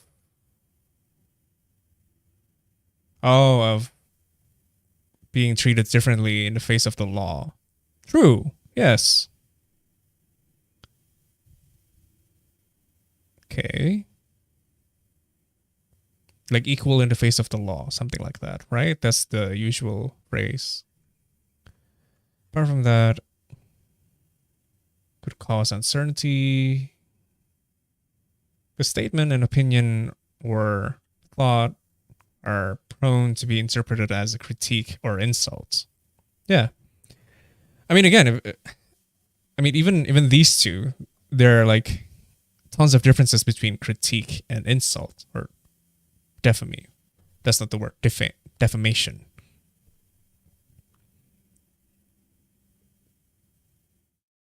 Okay. That is interesting, though, that it was once revoked and is being revived. So, like, clearly, apologies, like the whole argument that, we're trying to get this done before the political year.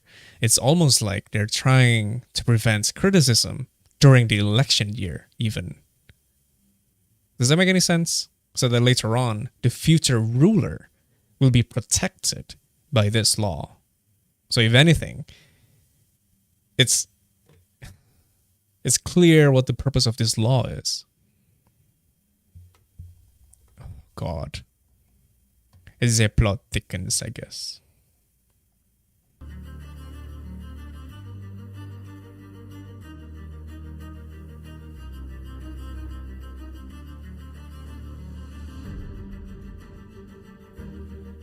Oh, wait.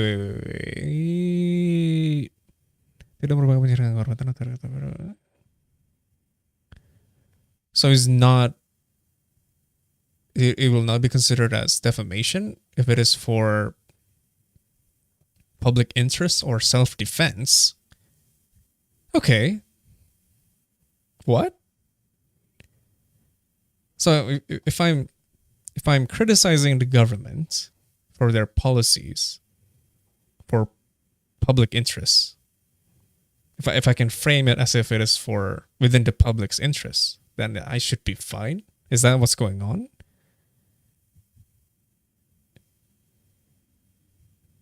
But then, like, impugning their honor. Like, what the fuck does that even mean? I mean, I can wear, say, I don't know.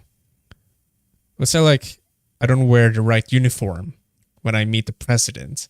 He could consider that as an attack to his honor. Would I be sued? That I'm being disrespectful of him?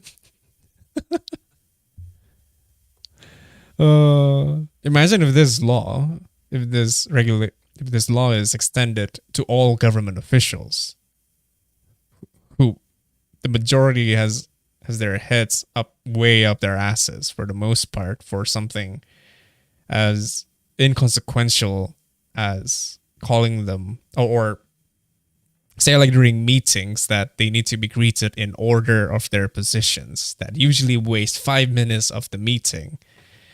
Like, thank you for attending, this person and this person and this person. Like, fuck off, man. Just say, hey, thank you everyone for coming.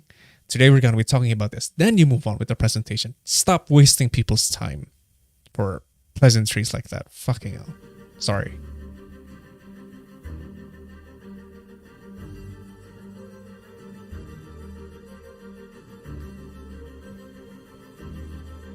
Okay, so it's only the president or the vice president who could file for that for that complaint. Uh-huh.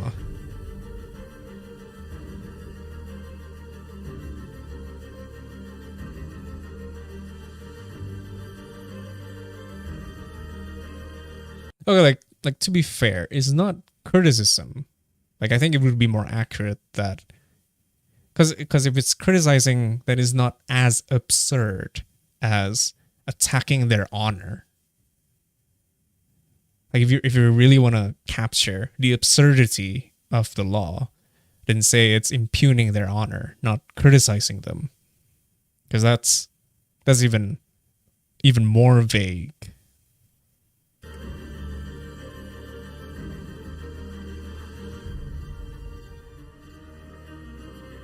I have no idea. The definition, no idea.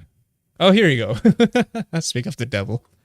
Right, if it is protecting the people's interests, expressed through the right to express, or okay, through criticizing or differing opinions to policies. Criticism is to deliver an opinion towards a president's policy, along with explanation on why it's good or bad. Okay. Constructive criticism could provide... okay. Yeah, but those are two different points.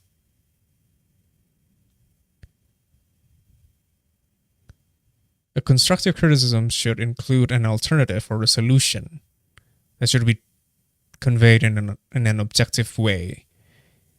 But that's not part of the initial condition.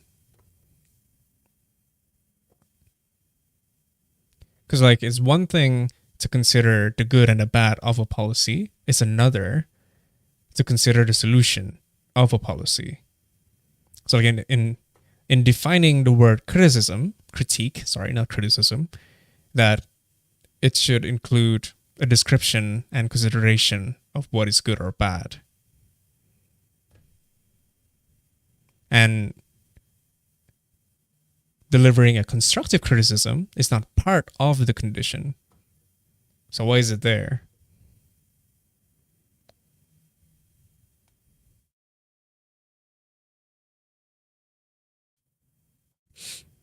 Yeah, it is absurd if they're asking us for solutions as well when we criticize the president. It's dumb.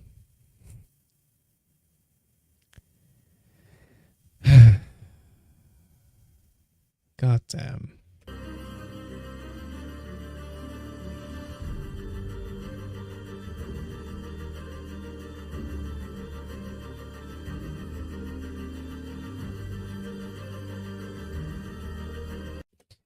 Okay, let's see the...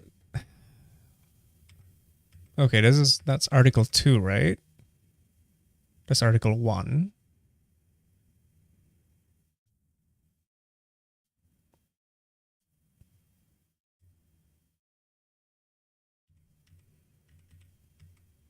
Uh-huh.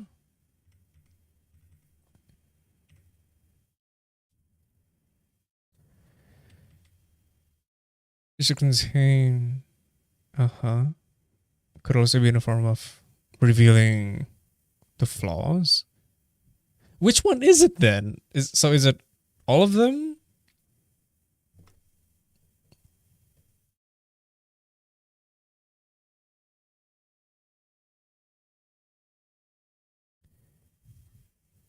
A critique should not be ill-intentioned, should not have bad intention to undermine or attack, impugn the honor, or offend the character or personal lives of the president or the vice president.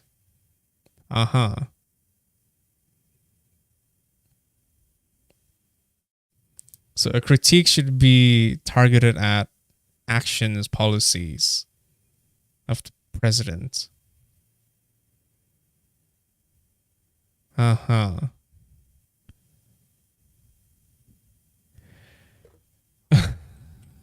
so many inconsistencies here.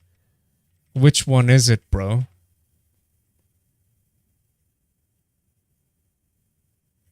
So like here they put a definition here, right? Like after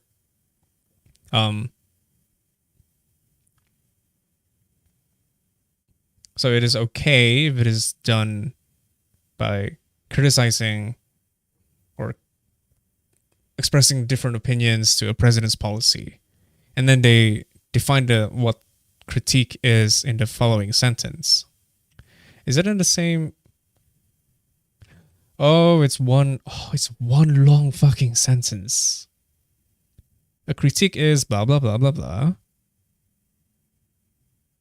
Again, the constructive criticism part doesn't make sense. It's incoherent as a narrative. Then they also provide more qualification. The critique contains disapproval of actions and so on. But then you already established that here, that a critique is to deliver opinion towards the president's policy. But then here apparently it also includes actions or behaviors of the president. So which one is it? Is it just a policy or is it also the action and behavior? Why not make bullet points? Like I've seen regulations with bullet points, like ABC, like critique. A critique can entail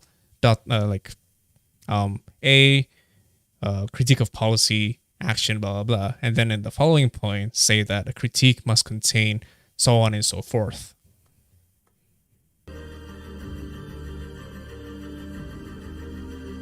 And then in the fourth article or something. So like the second article is to define what a critique is. The third article would be a condition that qualifies it, that it should include possible solutions, that it should also weigh in the cost and benefit.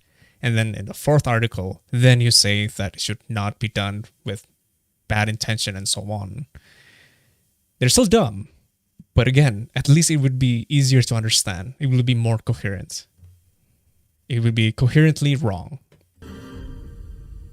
And here comes another ad. Pay up if you want a solution. Yeah, it's dumb. 18 ayat 2 pasal 218 rancangan kitab undang-undang hukum pidana. Mas Uceng, Anda sempat menyebut bahwa ini diskriminatif karena memperlakukan presiden dan wakil presiden sebagai warga negara istimewa. Padahal sudah ada pasal penghinaan yang berlaku umum untuk setiap orang. Iya, saya kira ada banyak sekali alasan ya untuk mengatakan bahwa tidak perlu diatur secara istimewa. Satu, yang pertama dulu, saya kaitkan dengan paradigma. Kenapa semua persoalan itu seakan-akan harus dijawab dengan pidana, harus diancam dengan pidana. Bayangkan soal gelandangan, ya, menggelandang, mengganggu ketertiban itu juga dipidana. Soal apapun, ya, itu kemudian diancam dengan pidana. Saya pikir ada semacam kekeliruan mendasar. Ya. There is also a fucked up law. Like if you're homeless, then haha, you're gonna get sued. You're gonna go to jail now. Like what the fuck? Like instead of like creating, I don't know, more housing or say shelters for the homeless, let's just put them in jail because they ruin the aesthetics of the city. It makes it look dirty. Am I right? Fucking hell. Just absolutely despicable. Ya, di pembentuknya ketika seakan-akan semua persoalan itu harus dijawab dengan pidana. Saya kira misalnya kalau dalam kasus penghinaan sangat mungkin variasi lain dilakukan. Misalnya dengan menggesernya menjadi perdata. Ya, beberapa negara juga sudah melakukan itu. Kenapa tidak dilakukan penghayaan ke arah sana? Artinya apa? Tujuan untuk menjaga harkat martabat presiden, kalaupun mau dibedakan tetap ada, tetapi tidak perlu menjadi pidana. Itu satu. Yang kedua, kalau kita baca ketentuan lese majeste, ketentuan yang seperti ini, itu selalu hadir di negara-negara monarki, ya, di negara-negara yang menggunakan monarki, atau kemudian ya belakangan dia menjadi demokrasi konstitusional tapi parlementer. Jadi ya ada simbol negaranya, ada parlemennya. Nah, berbeda dengan sistem presidensil. Sistem presidensil tidak bekerja dengan simbol negara. Dan itu sebabnya kenapa di dalam undang-undang soal bendera This is a pretty irrelevant point, dude. Just get to the point. I'm sorry. Because you're presenting yourself as representing the opposition, right? Opposing this draft bill. And forgive me if I put you in higher standard in terms of delivering your points in a more rhetorically efficient way. Like if you're trying to say that, I even forgot his point. Okay, let's go back a bit. Okay, so he's trying to say to shift it from making it a criminal law into something. What is perdata? Fuck. Again, not a legal expert here. Civil law. Okay, criminal law to civil law. Sure. But then we're kind of detracting from defamation. Like, at first, like he's already touching on. Okay, it's coming back to me. At first, he was touching on defamation and how it's odd that the president, through this draft bill, they will have special privileges, which again, as pointed out through this article that we've just read, it has actually been revoked. It was initially revoked, and yet it's creeping its ugly head into the law again, into the criminal code again, for some fucking reason.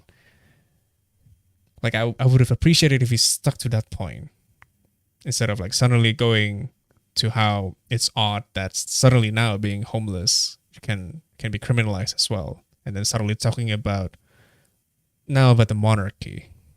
Untuk menjaga harkat martabat presiden, kalaupun itu hadir di negara-negara monarki, ya, di negara-negara yang menggunakan monarki, atau kemudian ya belakangan dia menjadi demokrasi konstitusional tapi parlemennya. Nah, berbeda dengan sistem presidensil. Undang soal bendera, bahasa, simbol, nggak ada tuh namanya presiden menjadi simbol negara. Karena memang bukan. Ya. Dalam sistem presidensil, yang namanya kritik itu melekat ke dalam pemilihan presiden. Beda dengan raja yang dipilih secara heredit. Makanya kenapa misalnya kayak Thailand, itu kejamnya na'udzubillah ya, agak keras tuh Thailand. Lalu beberapa negara itu sangat keras. Karena melindungi harkat dan martabat raja yang punya sejarah panjang. Sebagai simbol negara. Simbol. Kalau kita kan tidak. Presiden itu dipilih. Okay, now I see his point now. Okay, all right. Sorry, I'm being too harsh then, I suppose. Sebuah pemilu. Dan di dalam pemilu, itu ada yang namanya melekat di dalamnya kritik. Misalnya, seorang capres yang tidak mengerjakan tugas-tugasnya selama 5 tahun, saya bisa bilang, dia pembohong dong. Dia nggak melakukan tugas-tugasnya selama 5 tahun. Gitu. Nah, apakah ketika saya mengatakan presiden pembohong, itu kemudian saya bisa dipidana? Karena di situ dikatakan harus dengan uraian ini plus minus dan lain-lain sebagainya. Ya, menurut saya lese majeste ini adalah bagian dari paradigma yang memang penundukan. Okay. Ya. Saya ingin lempar ke Prof. Edi. Kenapa harus diatur khusus? What was the yang memang penundukan. Okay. Okay, subjugation. Okay. Kenapa harus diatur khusus? Yang pertama saya ingin mengatakan bahwa di dalam konteks kita, bahwa mengapa itu harus diatur khusus, ini tidak Yeah, it's like the Sultan, like the monarchy. Because again, like, yeah, I think that's okay. To hammer the point in, the president is not like the monarchy. It's different. How they are voted, how they get into the seat of power is different. The monarchy is passed on through hereditary means. That's not the right way of phrasing it, but you get what I mean. Whereas a president, they're voted into the seat of power. So in essence, they they are also, what's the term? Fuck.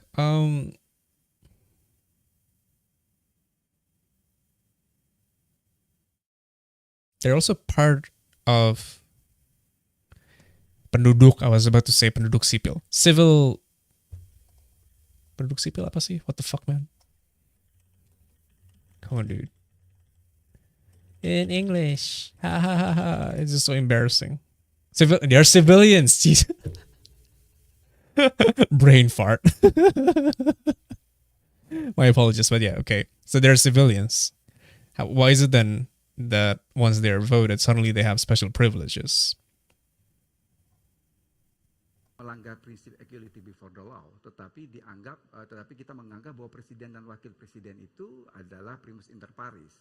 Dalam pengertian dia yang pertama dari yang sederajat. Itu yang pertama.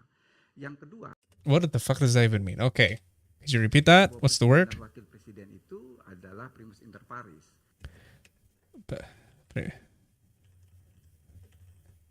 Okay, thank you.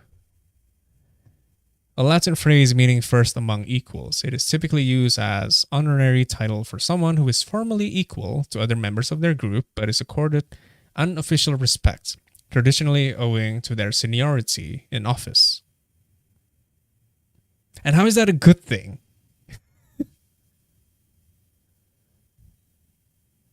Why is this something to be fought for? Primus inter pares zaman apa? Lol, Neolitikum.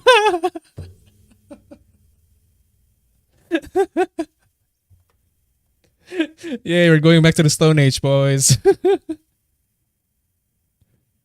Imagine like this is the one of the first thing that comes as a result. Yeah, it's feudalistic as fuck. True. Even farther back than that, apparently, because like the picture even shows like Neanderthals or something. Fuck me. Dalam pengertian dia yang pertama dari yang sederajat. Itu yang pertama. Yang kedua, saya No, you need to explain why. Why do they deserve that? Like, tidak bisa menerima secara akal sehat bahwa ketika KUHP di seluruh dunia itu ada kejahatan yang menyerang martabat presiden dan wakil presiden atau martabat kepala negara asing, sementara martabat kepala negara sendiri tidak dilindungi. Ibarat kita But to what degree? What's being criticized is the intricacies of the law itself. As established just now, is very incoherent. Sementara martabat kepala negara sendiri tidak dilindungi. Ibarat kita memuji-muji tetangga tapi orang tua kita boleh maki. Yang ketiga, saya ingin mengatakan apa Also another bit. I'm not sure if other countries have specific provisions just for the president or the head of state. It should be applied in general, right? Right? I hope so. Let's see. Defamation law against head of state. For the court, the ordinary offense of defamation would have been sufficient to protect any head of state from attacks on his honor or reputation. Again, they're civilians. They're fucking civilians. They don't need special privileges. Yeah. So he's wrong in this case. And we already have that stupid ITE law, which technically includes defamation, right? Which is already being abused, first and foremost. Why do we need even additional provisions just for the head of state? It doesn't make any sense when it's already covered. Please, other guy, I still don't know his name, Ucheng, right? Pa Ucheng, something. Please attack that point. Martabat presiden dan wakil presiden atau martabat kepala negara asing, sementara martabat kepala negara sendiri tidak dilindungi.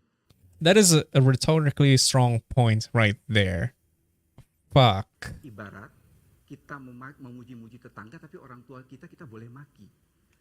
Yang ketiga, saya ingin mengatakan apa tuh esensi penghinaan itu. Kalau tadi dikatakan oleh Uceng bahwa presiden tidak menepati janji kampanye, lalu Uceng mengatakan presiden bohong, itu bukan penghinaan. Itu kritik. Penghinaan itu apa? Dua esensi penghinaan. Yang namanya material belediging, itu adalah menista. Menista itu, mohon maaf, menyatakan seseorang sama dengan kebun binatang. Itu yang pertama. Dan yang kedua itu adalah fitnah. Fitnah itu adalah menuduh seseorang melakukan suatu perbuatan pidana, tetapi ternyata itu tidak bisa dibuktikan. Nah, inilah yang dimaksudkan dengan penghinaan. Hanya ada dua hal itu, bukan. But it's not though. The law that is trying to be passed specifically says that a critique must entail descriptions of the cause and benefit, that it should also include potential solutions. No, you're being disingenuous. I'm sorry. Yang lain. Oleh karena itu, mengapa untuk jaringan pengaman dan kita sadari betul supaya tidak sembarang orang bisa dijerat dengan pasal ini, maka ada alasan penghapus pertanggungjawaban pidana di situ. Kita jelaskan juga di dalam penjelasan dan merubah ini menjadi delik aduan. Jadi mengapa presiden dan wakil presiden? Ya itu tadi, karena primus inter pares. Saya pun mengatakan ketika. I mean, if we're going by his definition just now, then the law should say that someone should not call the president, which is a very funny way of describing it. What's the term that he used just now? Itu adalah fitnah. Seorang itu adalah menista esensi itu bukan penghinaan. Itu kritik. Penghinaan itu apa? Dua esensi penghinaan. Yang namanya material belediging. What is that? Material belediging? Penghinaan itu apa? Dua esensi penghinaan. Yang namanya material belediging itu adalah menista. Menista itu, mohon maaf, material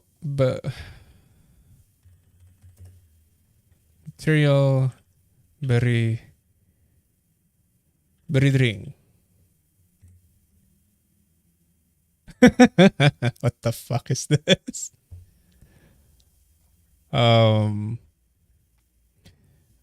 What constitutes as insult under the law?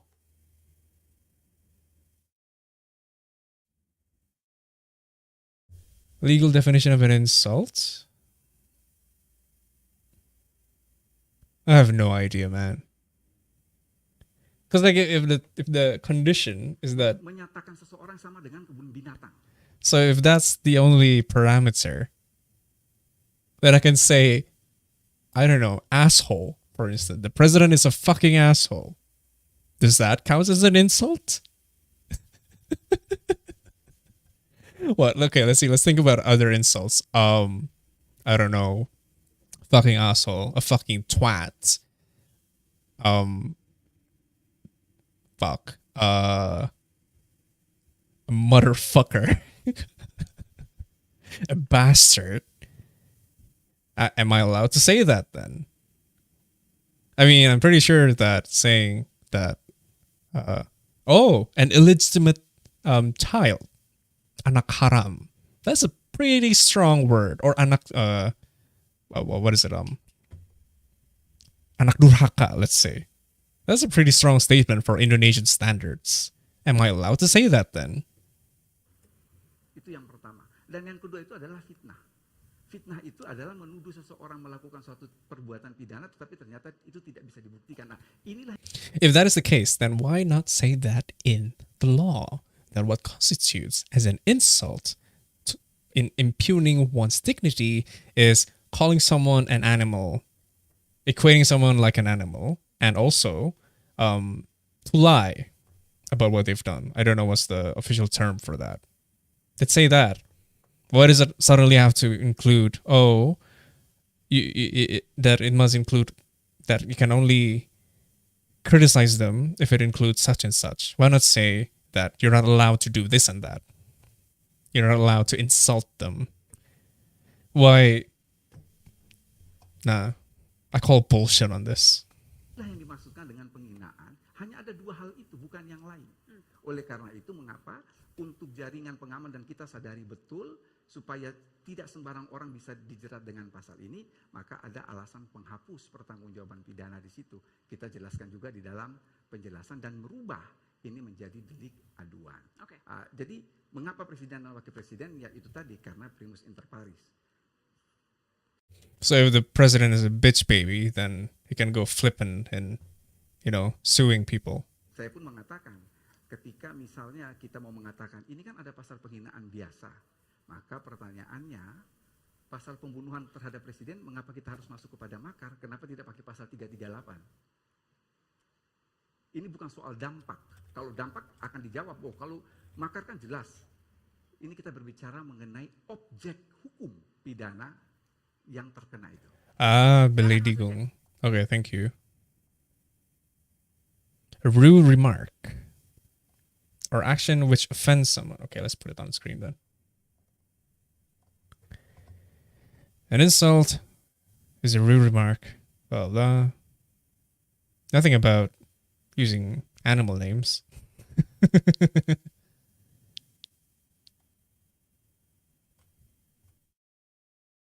Okay, Wiktionary. Let's see. What are they saying? Just insult. That's it. Like, you're not... If it is this, if it's only an insult, then anything can be considered as an insult. Are you kidding me? You're looking at me wrong. That's an insult. Off with your head. Nice freeze frame, sorry. Tentu kalau dikatakan kepala negara lain, itu memang ada relasi negara yang resiprokal ya. Jadi orang melindungi kepala negara harus melindungi. Dan saya kira itu pun harus diberikan batasan yang lebih bisa diperdebatkan. Saya kasih contoh misalnya begini. Kalau ada negara yang masih melakukan penjajahan, ya, dan saya mengkritik kepala negara dengan mengatakan dia penjajah, apakah kemudian saya dianggap menyerang harkat dan martabat? Padahal saya benar. Kenapa? Karena Undang-Undang Dasar mengatakan penjajahan di atas dunia harus dihapuskan. Artinya saya bertindak sesuai dengan Undang-Undang Dasar, tapi kok kemudian saya dipidanakan gitu. Artinya itu pun harus diberikan batasan, satu. Yang kedua adalah, ya ini kan soal relasi antar negara saja, relasi yang harus bersifat resiprokal. Nah yang ketiga, kalau dikatakan itu harus diatur karena kemudian apa yang dikatakan Edi tadi bahwa dijadikan primus inter pares, dijadikan delik aduan. Saya kira dengan primus inter pares tidak bisa dijadikan alasan bahwa dia harus diberlakukan secara istimewa. Ya silahkan, tapi primus inter pares itu kan dia sudah punya porsinya untuk primus inter pares. Dia dikedepankan, dia menjadi tuan rumah dari semua acara negara, dia udah dikedepankan. Nah pada titik itu, kenapa kemudian dia tidak diperlakukan seperti layaknya orang biasa? Ya, Tadi contohnya makar, bukan pakai pembunuhan 338. Makar itu agak berbeda menurut saya ya. Saya baca bukunya Andi Hamzah. Andi Hamzah mengatakan begini, makar itu yang dipidana bukan perbuatannya, tapi percobaan pelaksanaannya, percobaan pembuatannya gitu. Jadi bukan Okay, what is makar?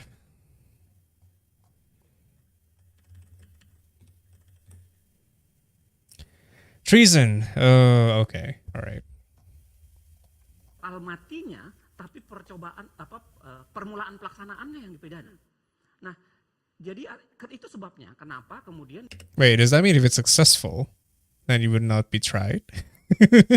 Well, I guess it's kind of a like if it's successful, then you wouldn't want yourself to be tried for a successful overthrow of a government. Disematkan makar. Karena ketika orang mau melakukan pembunuhan, itu melakukan permulaan pelaksanaan, itu bisa mengganggu negara secara keseluruhan. Coba bayangkan kalau kemudian presidennya mati, bahaya sekali. Presiden wakil presiden. Dan kalau analogi penghinaan itu tidak terjadi? Kalau analogi penghinaan menurut saya. I appreciate that Najwa is trying to steer it back in the context of defamation. Apa yang mengakibatkan bahaya negaranya apa? Nggak ada, karena penghinaan itu relasi individunya lebih terlihat.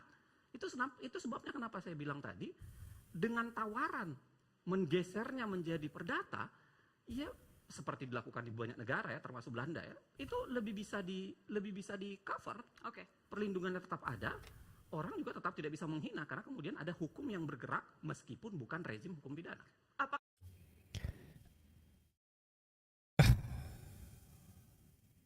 I don't feel like they're engaging one another. I don't feel that they are. Not necessarily. He did raise the point about the interprimary something something from the Neanderthal age. And rightfully so, he pointed out that the president or head of states in general already receive privileges in that regard in some aspects. Why do we need an additional coverage for defamation? I guess we'll see if the vice minister will respond to that point. The other points that he raised was not as strong, I have to say. Like, compared to the vice minister, he made a good point about he made a stronger rebuttal that that if you call the president a liar, that's fine. That's directly addressing the points, right? And then he qualifies that with other things that, an insult is that belain thingy. What is it? Beleidigung. Yeah, whatever that is. And he specifies the conditions. Even though it's disingenuous, that's still addressing the points directly as well, without meandering to other stuff. It's quite unfortunate that we need to include that makar tangent there in the middle of the discussion. I muted myself, sorry. Apakah itu dipertimbangkan, Prof? Atau memang sudah harga mati, ini pasal penghinaan tetap dipidana, tidak digeser ke perdata? Sudah kita pertimbangkan. This is also an interesting point. Like I'm wondering what's the difference exactly? What's the key difference between criminal and civil law? Sorry, okay, that's a better pause frame. What was it? Criminal and civil law case, lawsuit. Maybe we should look that up. Is it that if it's a civil lawsuit, you're only charged with a fine? You won't go to prison? Is that it? Yeah, that's what I'm trying to find out. Because that is also an interesting point. Okay, difference, punishment, civil and criminal. In the case of criminal law, a person found guilty is punished by incarceration. Okay. In the case of civil law, the losing party has to reimburse the plaintiff. Right. Okay. So it's just as I expected. Jadi begini, presiden itu kan punya pendukung. Here it comes, the ad. No free advertisement from me, from me, right? Yeah, that is also an interesting point. Like, why would it be okay if it's under civil law, but it's not okay under criminal law? Is it because of the incarceration bit? Like, I feel like it's kind of like you're ceding ground by doing so. I think the main point that a president or a head of state in general, they're in essence civilians. That should be the key point there. Why do they deserve special privileges? If indeed that defamation is already covered in different regulations even on top of that, why do we need special provisions just for the president, just for the head of state? I feel like that's one of the key points that hasn't been addressed. I guess we'll see. Oh, he's muted. Bisa bayang, presiden itu kan punya pendukung. Kalau Nana bisa bayangkan, kita menghina atau memfitnah presiden, kalau pasal itu tidak diatur lalu kemudian terjadi chaos karena pendukung saling gontok-gontokan dan lain sebagainya, apa yang akan terjadi? Tapi kalau pasal itu diminimalisir kemudian menjadi delik aduan, maka kita akan bisa berbunyi. Kita akan menyatakan, presiden saja yang dihina tidak menjadi soal. Kenapa? Are you kidding me? So,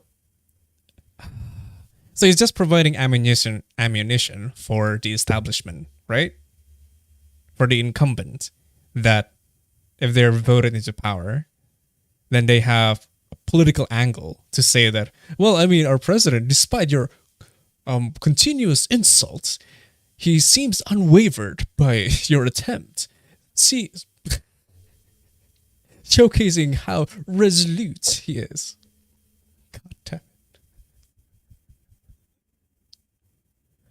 This is not the angle you want to go, bro. Such. Harus Anda persoalkan. Ini yang merupakan fungsi pengendalian dalam hukum pidana. It's not even to protect the feelings of the supporters, because in this case, they can still go at each other's throat. But in this case, the supporters of the incumbent are provided an ammunition, a political ammunition, to say that the president does not press charges on the opposition. That's it. Come on, bro. No. Again and again, as pointed out, there's already coverage for defamation and other regulation. He's not addressing the point. Why do they? If he could describe like the key differences between the defamation law that protects civilians compared to the head of state, which again, in my perspective, presidents, the head of state, they're also civilians. There's no difference. Everyone should be treated equal by law, by principle. Under a democracy, that's how it is. That's how things are supposed to be. Bahwa hukum pidana itu berfungsi antara lain adalah pengendalian sosial untuk mencegah hal-hal terjadi main hakim sendiri. Itu secara jelas kita atur, tetapi dibatasi, harus ajuan oleh presiden atau. Saya kira What does vigilantism have anything to do with criticizing the Are you kidding me? Dude. What are you on about? logika itu agak berbahaya kalau dipakai gitu. Kenapa? Karena kalau dihitung pendukungnya, siapa bilang hanya Presiden Jokowi yang punya pendukung? Ustadz Abdul Somad, kira-kira berapa pendukungnya tuh? Rocky Gerung, kira-kira berapa pendukungnya? Nah, justru menurut saya jadi berbahaya kalau logikanya kita atur secara khusus karena kita khawatir akan ada pendukungnya, lalu kemudian kita buatkan menjadi delik kedua. Menurut saya itu logika mobokrasi. Ya, bukan lagi logika demokrasi. Dan logika mobokrasi, itu kata Plato adalah seburuk-buruknya demokrasi. Bagaimana Prof. Edi? Ya itu tadi saya katakan, bahwa ketika dikatakan bahwa dia mempunyai pendukung, mana yang lebih baik? Kita bersifat preventif untuk mencegah itu tidak terjadi. Preventing what? Insults? Why? What for? Just what for?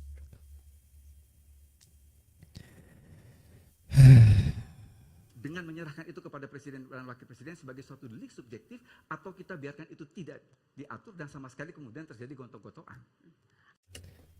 That's fine. Dissenting opinions, that's fine.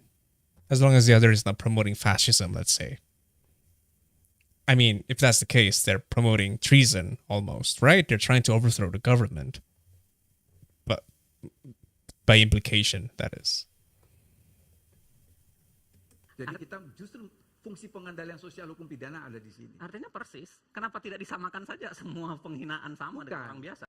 Because he's indirectly implying that, because he's really worried about these supporters going at each other's throat, right? So therefore, to minimize that, we have this law to prevent them from insulting the president. Do you honestly think that just by preventing them from insulting the president, they won't go at each other's throat? Where's the prevention? What does that have anything to do with it? Karena orang biasa juga punya pendukung. Yang ini tadi saya katakan, objek yang diatur. Bisa dibayangkan tadi dikatakan oleh Uceng, makar yang baru percobaan saja pidana mati. Karena presiden dan wakil presiden terhadap objek yang sama untuk penghinaan juga objeknya adalah presiden dan wakil presiden. Ini yang seharusnya tadi dikatakan biasa. Dampaknya tidak. Where are you going with this? Tidak sebesar itu kalau penghinaan hanya menghargai, hanya melukai harga diri presiden, tetapi tidak ada dampak lain katanya. Saya katakan dilihat dari segi dampak, tetapi kita pembentuk tidak melihat dari segi dampak, kita melihat dari objek yang diatur. Dan itu harus diistimewakan objeknya, Mas. Jadi kalau presiden dibunuh, presiden diancam, jelas. itu berbahaya, bisa mengganggu jalannya kekuasaan, bisa mengganggu jalannya Yeah. prosesi, dan bisa kalau tidak diatur itu memang berbahaya. Setiap menjelang pemilu orang bisa bunuh-bunuhan kan, karena dengan mudah berganti yang namanya kekuasaan. Apalagi partai-partai berbeda partai, berbeda golongan itu menyusun siapa presiden, siapa wakil presiden. To the point. Kalau penghinaan, tadi misalnya kalau dikatakan tadi ya, lebih dispesifikkan penghinaan misalnya menyamakan dengan binatang. Mohon maaf nih, misalnya si presiden X babi gitu. Iya, tapi yang tersinggung kan adalah wilayah personal gitu. Dia tidak meruntuhkan negara kira-kira kalau dengan wilayah itu. Bahwa kemudian sekarang sudah Imagine how fragile your fucking democracy, how fragile your fucking institution, by that calling names at your head of state leads to the destruction of everything, to the fall of your nation. Fucking hell. If that's the case, I'm sorry. That sounds like a you problem. sudah diubah menjadi delik aduan. Saya pikir disamakan saja. Kenapa tidak disamakan? Begini, itu yang saya bilang tadi. Aturan membedakan negara dengan warga negara harus rasional dan proporsional. Ya nggak apa-apa kalau mau dilakukan itu. Hi there, Alnik. I will fight at this point. To be honest, yeah, true. It's just so dumb, man. It's a shit show. Orang biasa juga dilindungi dengan cara yang sama harusnya. Ya kan, disamakan aja. Atau kira-kira ya dilepaskan aja ke perdata. And again, this is the thing that he hasn't addressed to this point. Why should there be special privileges if it's already covered? Why can't the president or the head of state in general use the same law that the civilians are already protected? Why should there be a different provisions? He hasn't addressed that point. Karena dengan konteks keperdataan. Fucking hell, another ad. Eating popcorns.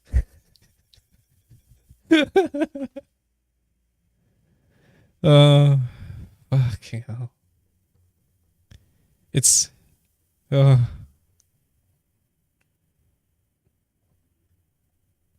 okay, let's go back a bit. Orang biasa juga dilindungi dengan cara yang sama harusnya. Wait, sorry. Saya pikir disamakan saja. Kenapa tidak disamakan? Begini, itu yang saya bilang tadi. Aturan membedakan negara dengan warga negara harus rasional dan proporsional. Ya nggak apa-apa kalau mau dilakukan itu, orang biasa juga dilindungi dengan cara yang sama harusnya. Okay, wait. Is he implying that ite is a civil? Maybe it is. Maybe that's why. Maybe that's why he keeps hammering the point about why not shift it into civil law? Why make it into criminal law?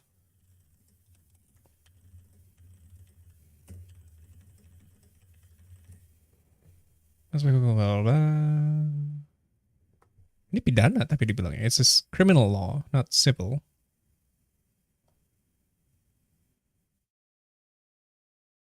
Yeah, the punishment is incarceration. And includes defamation. See? We already have that. I wonder why he's not saying that. Is it because he doesn't want to cede ground that it might have something good that comes with it? Ya kan, disamakan aja. Atau kira-kira ya dilepaskan aja ke perdata. Karena dengan konteks keperdataan, kenapa saya selalu menyukai lebih geser ke perdata? Begini nah. Yang paling berbahaya dari pasal-pasal yang berkaitan dengan kuasa negara itu adalah independensi aparat penegak hukum. Kenapa? Karena aparat penegak hukum itu adalah ya alat kekuasaan negara yang langsung berada di bawah presiden, jaksa. Jadi kekhawatiran Anda? Kekhawatiran saya adalah karena seringkali aparat penegak hukum ini tidak bisa independen ketika sudah berhadapan dengan sesuatu yang dikenakan kepada presidennya. That's a pretty strong link, I have to say. He's not really hammering the points here, I'm afraid. Bagaimana, Prof. Edi? Yang pertama, how does it affect the independence? Why is it if it's a civil case? Is it because if it is a criminal punishment, then more authorities are involved because it involves the police and whatnot? Why doesn't civil cases require that as well? I feel like he could have used other points, other better, stronger points than suddenly talking about the independence of law enforcement. It's odd to me. Pertama saya ingin mengatakan bahwa ketika dalam konteks makar tadi ya, bayangkan dia baru percobaan saja. Kalau toh memang itu mau disamakan dengan rakyat biasa ya sudah pasal makar kita hapus. Toh percobaan untuk pembunuhan pun adalah suatu delik. Tetapi kan tidak. Karena objek yang diatur itu betul-betul spesial dalam pengertian sebagai primus inter pares, maka dia disendirikan, itu yang pertama. But makar is not just, just assassination, right? It's also overthrowing a government. Of course it's different. Acts such as participating in a war against, attempting to overthrow. Okay. What the fuck? Yeah, it's like, it's not just assassination. It's a different thing. It's way more complex than that. Yang kedua terkait soal penegakan hukum. Kita kembali. Let's see the Apakah comments. yang bermasalah itu adalah norma ataukah persoalan penegakan hukum? Memang penegakan hukum itu tidak bisa terlepas dari norma. Who's Eddie? He's Eddie, right? Hey, well. Tetapi saya ingin mengatakan bahwa hukum pidana boleh dilakukan interpretasi, tetapi interpretasi itu harus. Look at this guy. Insulting is wrong, but let them be punished in the afterlife. Oh God, I love these people. Okay. Sesempit mungkin. Ada 7 prinsip penafsiran dalam hukum pidana. Di sini yang saya katakan bahwa yang harus dilakukan edukasi itu adalah aparat penegak hukum. Mengapa sampai kemudian masa transisi KUHP ini sampai 2 tahun? Dalam tahun pertama itu yang betul-betul diedukasi itu adalah aparat penegak hukum. Bahwa ketika dia bertemu dengan pasal yang multitafsir, di sini harus ada 2 hal. Satu adalah exceptio firmat regulam, dia harus menginterpretasikan sesempit mungkin, dan yang kedua adalah in dubio pro reo, harus menguntungkan bagi yang tersangka, terlapor ataupun terdakwa. Ini yang berulang kali saya katakan harus diedukasi aparat penegak hukumnya. Dan itu akan bisa menyelesaikan masalah kalau aparat penegak hukum kita sudah teredukasi tentang bagaimana membedakan penghinaan dan kritik. Saya kira kita belajar dari beberapa cermin ya. Mari kita bercermin. Misalnya Undang-Undang Kehutanan yang kemudian bermaksud untuk memidanakan pengusaha-pengusaha besar yang melakukan pembalakan, tapi ternyata mayoritas yang kena itu adalah orang kecil yang masuk ke hutan, ambil kayu bakar hanya untuk bawa pulang ke rumah gitu. Itu kebanyakan yang kena itu. Atau misalnya Undang-Undang ITE. Kita udah punya tragedi Undang-Undang ITE. Finally, he's talking about ITE. Di mana tujuannya berbeda, tapi kemudian digeser menjadi berbeda karena penegakan hukum, bahkan akhirnya dipaksa harus keluar semacam prosedur tetap, protam oleh kepolisian, karena kemudian penggunaannya udah seringkali memangsa orang-orang tertentu. Nah, apa yang saya mau bilang, penyebabnya orang yang belajar penafsiran itu pasti belajar yang namanya hermeneutik. Hermeneutik itu adalah ilmu dasar penafsiran ya. Panjang nih kalau mau dijelasin soal Hermes dan lain sebagainya. Tapi hermeneutik itu, kalau kita bicara hermeneutik itu 3 konteks. Ada namanya teks, ada namanya konteks, ada namanya penafsir. Terhadap sebuah pasal, kita bisa melihat dari 3 hal ini. Teksnya ada, konteksnya ada, maksud pasalnya itu ada, tapi jangan hilangkan penafsirnya. Karena posisi penafsir itu sangat menentukan bagi terjadinya teks. Makanya bagi tadi orang katanya yang harus paham diedukasi, hermeneutik. ada masa transisi 2 tahun katanya. Saya pikir tidak cukup, ya. Itu tadi karena penafsir ini punya kecenderungan tidak berimbang karena dia menjadi apa? Alatnya negara. Dia menjadi alatnya negara gitu. I mean, okay. Defund the police ? Walaupun selalu dikatakan aparat penegak hukum independen, coba kita lihat saja pada faktanya seberapa jauh independensi aparat penegak hukum di hadapan kepentingan negaranya. Ya, laporan terhadap seseorang itu dengan mudah dikatakan bukan pidana, sedangkan laporan terhadap aktivis yang lain itu hari itu juga langsung ditersangkakan dan siap untuk ditahan. Because if they even dare to speak against power, then they'll get move. They will be moved all the way to remote areas, and just like that. You make one mistake, gone to the far edges of Indonesia. That's what's usually happened. That happened to someone that I know. He made one mistake, just one tiny mistake, and he got moved. His station was moved to somewhere in East Indonesia. That's what happened. Saya kira itu yang saya bilang tadi, kita harus dalam ilmu tafsir, teks, konteks, dan penafsir itu harus dilihat sebagai satu kesatuan. Teksnya iya, konteksnya iya, tapi posisi penafsir, ya orang yang akan menafsirkan itu menjadi. But even then, so if that's the case, would shifting it to does it mean that if you shift it from criminal to civil law, would that actually solve the problem? Because that would still include corrupt actors in a lot of ways, right? The criminal justice system, in a way. Sorry, does that mean it's the civil justice system? The court, the judges, and so on? Or does it mean that we're cutting down the amount of corrupt people, the amount of stakeholders that have the potential of being corrupt, and by corrupt here, as in protecting the interests of the state, the biases that comes with it. But at the same time, I guess that's why he didn't resort to using, why not just use ITE? Because he's against that. Now I get it. Okay. Fair point, I guess. That does become complicated because now, like, the vice minister's point that he found it odd that people are against this law when every country has their own defamation law, right? It's almost like it's okay for you to not insult other head of states, but it's okay for you to insult your own head of state. That could appeal to your nationalism, so to say, by not being in favor of ITE.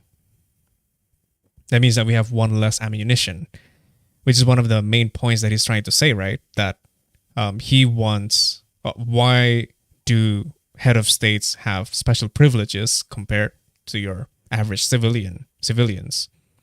Why not provide them the same coverage? But that also contradicts ITE in a way, because then, does ITE only cover electronic stuff?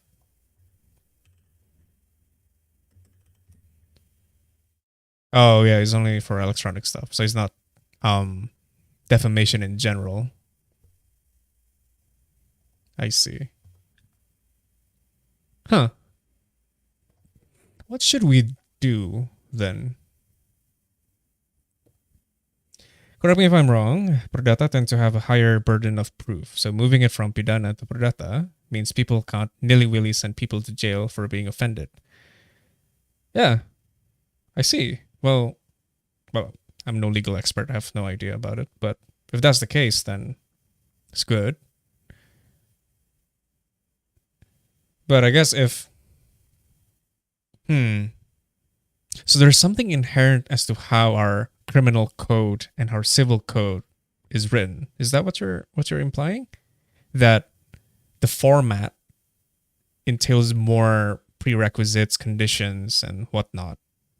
If that's the case, then yeah, for all intents and purposes, then yeah, move it to civil code, to the civil code. Make it a civil law. But even as a criminal, even if it is part of the criminal code, again, the laws are incoherent. It's pathetic. It's not even written well. Like, regardless of its substance, which I am vehemently against, even the way it is written, it's just like suddenly you introduce the definition of critique, and then suddenly you talk about constructive criticism, which is not a critique.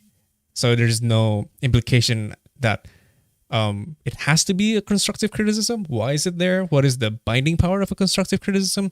And then in the next point, still in the same article, by the way, suddenly talk about how, oh, it should also include potential solutions. The fuck? And again, through this debate, the vice minister pointed out that he didn't emphasize that point, that it should include solutions, that it should include a cost-benefit assessment. He only said that the qualifications are if you insult you by calling you anjing or something like that. And two, if you're lying about what the other person is saying. If it's, what is fitna? God, I'm losing my word here. Slander. There you go. If it's slander. And my point is that if that's the case, then if it is indeed the case, then why don't you write the law that way? Then someone can be criminalized if they were to insult by using insults, by calling them names, and if they're slandering, if it involves slander. Why does it suddenly involve, oh, it's criticism, what is criticism, and so on and so forth? That's disingenuous. Sangat penting. Prof. Edi? Or if not, blatantly lying. Ya, betul. Posisi penafsir itu menjadi sangat penting. Di dalam konteks inilah yang saya katakan bahwa edukasi terhadap aparat penegak hukum menjadi satu hal yang urgent. Kalau kita tidak memulai dari I think Mas Useng already explained it beforehand, but lèse majesté in civil laws was a leftover from when the European state was ruled by monarchs. Still are in some countries, example Netherlands. Okay, lèse majesté. I think they mentioned that. I don't know what that is.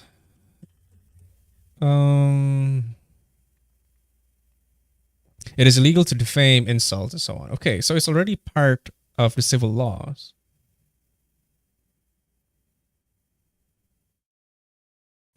Okay, if it is a leftover, has it been amended?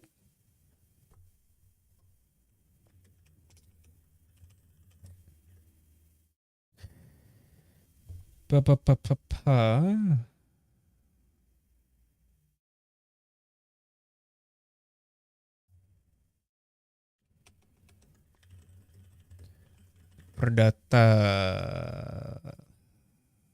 fitnah. Still in pidana though. Has it been removed then? That's what I'm getting. Yes, because our criminal code was inherited from the colonial government, which is worse than the laws in the mother country. Yep. I got that already.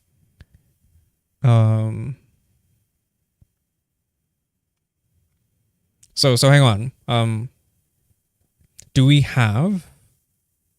Does our civil law cover lèse majesté, or however you pronounce it?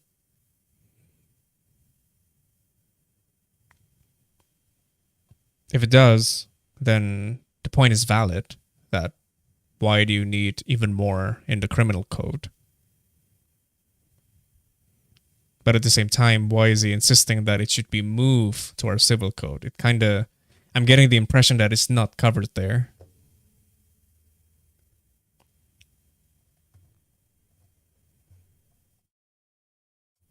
sekarang lalu kemudian kapan lagi? Itu mengapa sampai kita memanfaatkan masa transisi yang paling pertama dalam skema kita itu adalah bagaimana supaya ada frekuensi yang sama terhadap polisi, jaksa maupun hakim dalam masa transisi selama 2 tahun ini. Bahwa tadi dikatakan oleh Uceng bahwa tidak selamanya apa-apa harus dipidana. RKUHP kita menerjemahkan pidana itu ada 2 hal. Termasuk dalam pidana itu adalah sanksi dan tindakan. Ini yang orang kurang membaca buku 1. Jadi tidak selamanya perbuatan yang diancam dengan pidana dalam buku 2 itu harus dijatuhi pidana. Karena definisi pidana di dalam buku 1 KUHP itu menyangkut 2 hal, yaitu sanksi dan tindakan. Oleh karena itu misalnya dalam konteks penggelandangan, dia memang diancam pidana, tapi ada standard of sentencing, di mana hakim harus memperhatikan kemampuan ekonomi dari terdakwa. Bayangkan gelandangan itu saja dia nggak punya uang, kok disuruh bayar denda. Dalam konteks ini, ya udah jadi di penjara, throw him to prison. Is that what you're implying? That doesn't answer the question. Negara harus mengambil, hakim harus menjatuhkan. The main point is that it should not be regulated in the first place. It should not be criminalized in the first place. You facilitate them. You don't criminalize them. They're fucking humans. Tindakan, bukan sanksi. Nah, ini yang saya berulang kali mengatakan, sebaiknya sebelum membaca buku 2, baca dulu buku 1. Bahwa pidana itu tidak dalam konteks sanksi, tapi juga bisa berarti tindakan. Oke, kita akan lihat ke pasal, maksudnya? Saya 1,5 menit aja. Saya menyinggung gelandangan itu karena begini, paradigma negara yang kita pertanyakan. Menurut saya persoalan gelandangan itu harus diselesaikan oleh negara. Ada pasal 34 Undang-Undang Dasar di situ. Fakir miskin, anak terlantar, dipelihara oleh negara. Negara harus menyelesaikan itu. Jangan sampai kegagalan dia menyelesaikan itu, lalu kemudian dia berharap ada ketenangan dalam sebuah kota, dalam sebuah negara, lalu kemudian pokoknya menggelandang aja diancam dengan pidana. Itu yang menurut saya paradigmanya itu yang keliru. It's almost like, are you implying that people would go homeless by choice? Are you fucking kidding me? The fuck? Nanti mau diarahkan ke arah. Is okay, all right, fine. Are you trying to protect the interests of the wealthy? Because the wealthy don't want the poor people from rural areas to migrate to the urban areas. Is that the point? Is that the message behind the law? Is that it? But you wouldn't dare to admit that, I imagine. Denda mau diarahkan ke arah mana, saya bisa saja. Bahkan menurut saya harusnya logika negara itu berhadapan dengan yang beginian, itu tidak boleh stopper, harusnya helper. Karena dia posisinya adalah gelandangan. Jadi bukan di stopper, bukan dihentikan kemudian diancam dengan denda, diancam dengan pidana. Harusnya diadministrasikan, harusnya diberdayakan. Karena itulah peran negara dan itu yang tertulis dalam Undang-Undang Dasar kita. Oke. Menyambung ke tadi pasal penghinaan terhadap kepala negara, yang menyambung ke situ adalah pasal 351 dan 352 soal penghinaan kekuasaan umum dan lembaga negara. Jadi bukan hanya presiden dan wakil presiden, tetapi juga kekuasaan umum. Yang di dalamnya berarti berbagai lembaga negara yang lain. Kita lihat yang ini. Masyarakat harus lebih aktif menyampaikan kritik, masukan, ataupun potensi maladministrasi dan para penyelenggara pelayanan. I haven't heard his voice in such a long time. My God. I think the mic is not really capturing the lower register.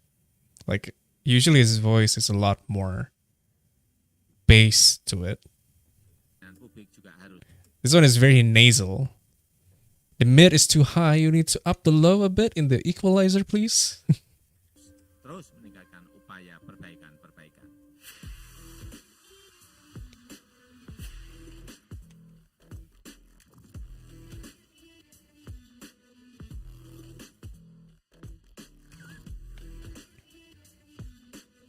Okay, so there. Oh, wait. Okay. So the law does not only cover the head of state, but what even is the term? Kekuasaan umum. That sounds so authoritarian in so many ways. Oh, God.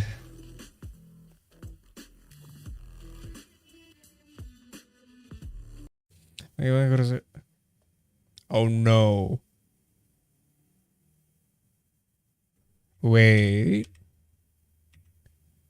If it caused disruption. Oh no. Protesting. I immediately thought of protesting now. I'm immediately thinking about protesting now. Our right to protest. All it takes is just one rogue agent to infiltrate and cause a disruption. And voila, you have a riot on your hand. And everyone just off to the prison.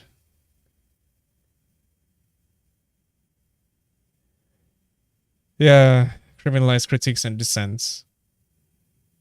I mean, I understand that's one of the main criticism, but I haven't seen the actual law and how it's being written.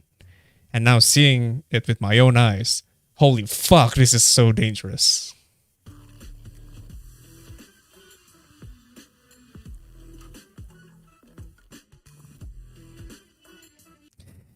they keep saying this as if it's a good thing. But I forgot what term he used, but that they can only be sued if someone files a complaint. Motherfucker, what's the difference with other laws? Oh, okay. Let's say like, just trying to extend the olive branch, I guess. If say that the relevant, I don't know, government office or institution does not sue the dissidents, then they would not get bagged by the law enforcement. Huh.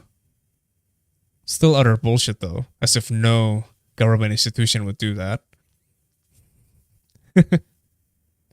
And just co-op the whole messaging that, oh, these are violent looters and rioters, and delegitimize the messaging of their protest in the first place.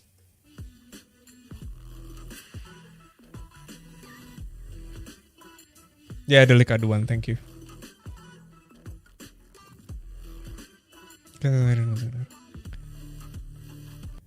They don't have to be respected. Fuck off. You're civil servants.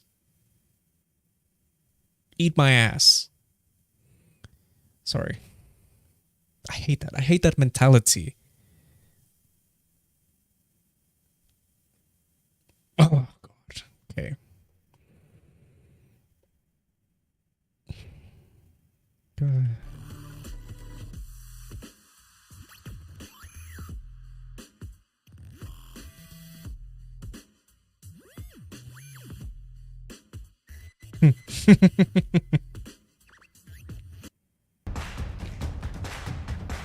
The ideology of the family state for the win. Yay. Oh, it's Shopee. Oh, it's McDonald's. I just had McDonald's. Well, the coffee.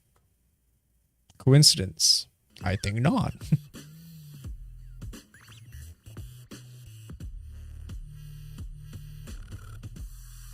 Again, the whole thing is predicated on... Wait, I muted, not pause. The whole thing is predicated on impugning one's honor. Honor. They're not even defining what honor means. And I thought laws are supposed to be coherent, specific, unambiguous. And why... I wish that point was brought up more, because that is a strong point. No. To be fair, he did. But the vice minister, like Masu Cheng, he did mention that. What does it mean? Like how karet it is, quote unquote. And the vice minister, he's not addressing that, of course. Prof. Edi, kalau kita elaborasi penggunaannya, kalau misalnya nih ada netizen yang bilang rame-rame kasus Verdi Sambo, wah polisi itu memang bebal, tidak pernah belajar dari kasus-kasus sebelumnya. Bagaimana Thanks, kita bisa Supomo. percaya Okay. gitu? Bebal sekali nih polisi. Itu bisa kena pasal ini nggak? Tidak. Walaupun kita mengatakan polisi bodoh, polisi bebal, polisi segala macam. Karena delik aduan. Do you honestly think the police force, one of the most honor-obsessed, feudalistic, fascistic even institution, would not even get offended by that? Are you sure about that? Haven't you seen... Sorry. Let's get a more flattering frame. Thank you. The amount of people who got immediately... who got, random messages when they openly criticize the police force. Doesn't that show how much they have their heads up their asses? Yeah. Okay then. Is there any protection for the people if they receive harassment by law enforcers that abuse that law? I think not. interpretasi historis dalam pembuatan suatu undang-undang itu menjadi penting. Karena itu mengapa setiap perdebatan ada risalahnya. Dalam konteks pasal 351 ini kan sebetulnya diambil dari pasal 207. 351 yang kita ambil dari pasal 207 ini adalah melindungi kejahatan terhadap kekuasaan umum. Kembali lagi terminologi penghinaan itu. Ketika kita berbicara mengenai terminologi penghinaan, maka sesuatu hal yang bersifat merendahkan. Ketika misalnya dalam kasus Verdi Sambo misalnya kita mengatakan polisi bebal dan lain sebagainya, bagi saya itu bukan suatu penghinaan, itu adalah suatu kritik.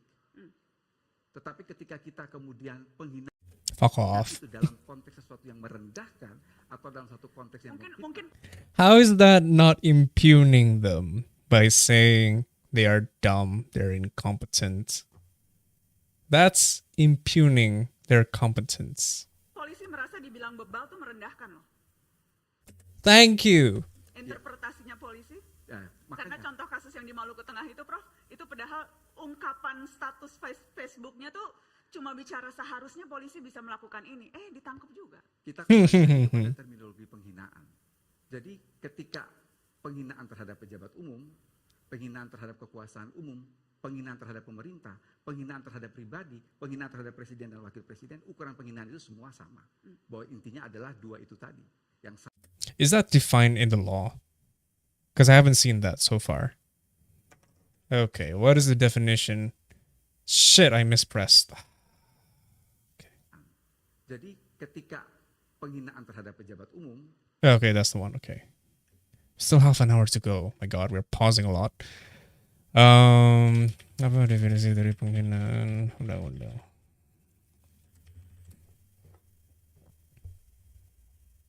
I don't care about UUT. Apa itu penghinaan? Well, that's not answering. Okay. Let's do more due diligence.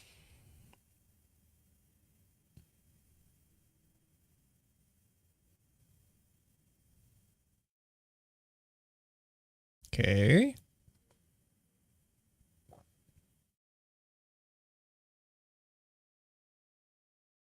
Okay, this is irrelevant.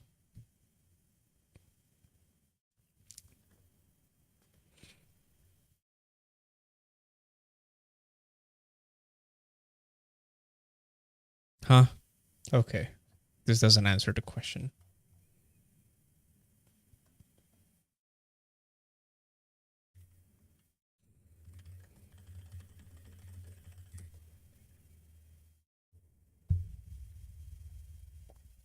This is the same shit.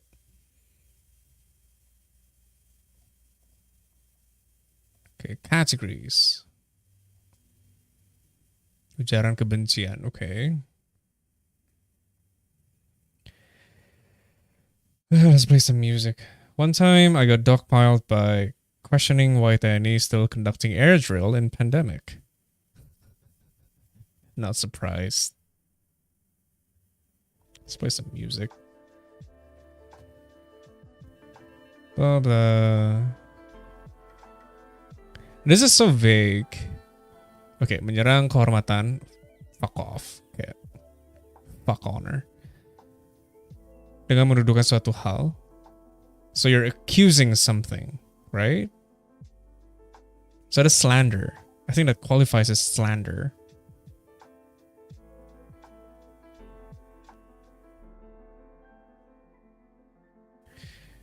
What is that stupid term again? The belendlik sin thingy.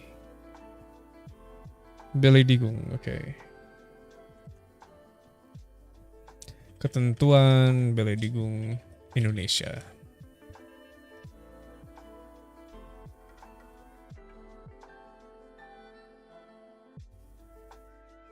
Do we have that somewhere?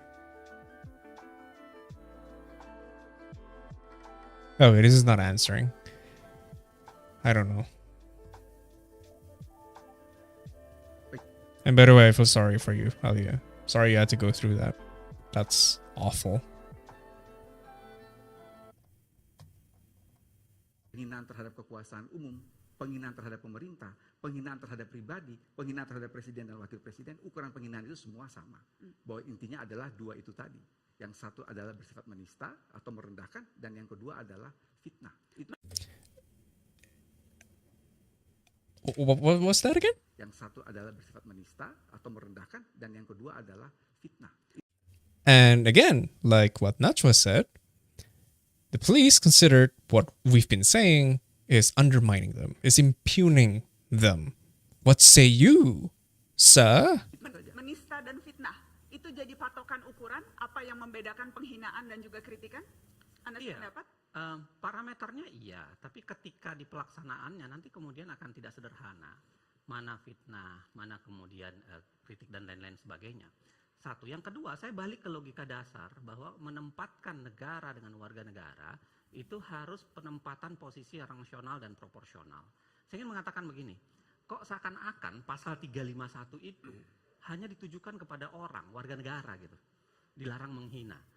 Saya kira begini, sangat mungkin yang terjadi para pejabat itu sendiri yang menghinakan jabatannya. Tapi tidak ada aturan pidana yang mengenakan. Saya kasih contoh sederhana begini, kemarin ada menteri yang kampanye untuk anaknya jualan minyak goreng, ya, dibagi-bagi. Shots fired. Zulkifli Hasan. Ya, sebut saja namanya. Oke. Thank you, Najwa. Okay, let's wait for the ad. This is zombie ad. Okay, for Hydro Coco. Interesting. Konteks seperti itu menurut saya itu penghinaan atas jabatannya. Kalau dikatakan sudah ada aturan pidana yang bisa kena itu karena dia dianggap ini melakukan ini, kok dia nggak dipidana sampai sekarang? Dia santai-santai aja. Artinya tidak ada. Itu menghina jabatan dan menghina warga. Perbuatan itu. Menghina jabatan, menghina warga, menghina akal sehat. Semuanya dihina dalam kapasitas itu. Tapi kenapa kemudian yang di 351 ini yang digambarkan yang bisa menghinakan jabatan umum dan lain sebagainya itu hanya warga negara? Artinya saya mau mengatakan begini, proporsional dong, rasional dong. Kalau warga negara dianggap bisa menghina, ya kekuasaan umum dan negara, pejabatnya juga dong. Prof. Edi? Saya kira adresat di dalam KUHP itu sangat jelas. Bukan untuk warga negara, setiap orang.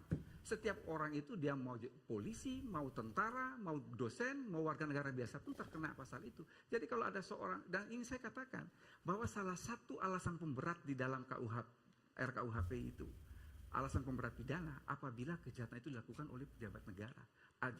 Kejahatan itu dilakukan oleh aparatur sipil negara. Itu sebagai alasan pemberat. Mengapa? Karena dia sebagai aparatur sipil negara, dia sebagai pejabat negara, seharusnya public figure memberi contoh. Kalau dia melakukan kejahatan, itu ancaman pidana untuk setiap pasal ditambah 1/3. Itu untuk membalancing bahwa tidak hanya kepada warga negara biasa saja, tetapi pejabat negara pun kalau melakukan kejahatan, ancaman pidananya diperberat. Nah, ini yang ingin saya katakan bahwa tolong dibaca baik-baik, bukan setiap warga negara. This is a pretty strong rebuttal. Oh, this is unfortunate. Bunyinya adalah setiap orang. Maksudnya? Itu yang saya mau bilang ya. Kalaupun, jadi teks, ya itu ada konteksnya. Membacanya itu jangan teks. Kita jadi fakultas undang-undang kalau membacanya hanya teks gitu. Ketika dibuat, ada maksud pembentuk dan kemudian ada arah sebenarnya yang mau dicapai. Ketika bicara soal setiap warga negara dilarang melakukan ini, menurut saya. Although, he could also refute that by saying, civilians are disproportionately criminalized compared to those that are in power. This is where the whole delik aduan thing can actually be a weakness because there's conflict of interest, right? Pada saat yang sama, pasal itu lebih ditujukan kepada kita.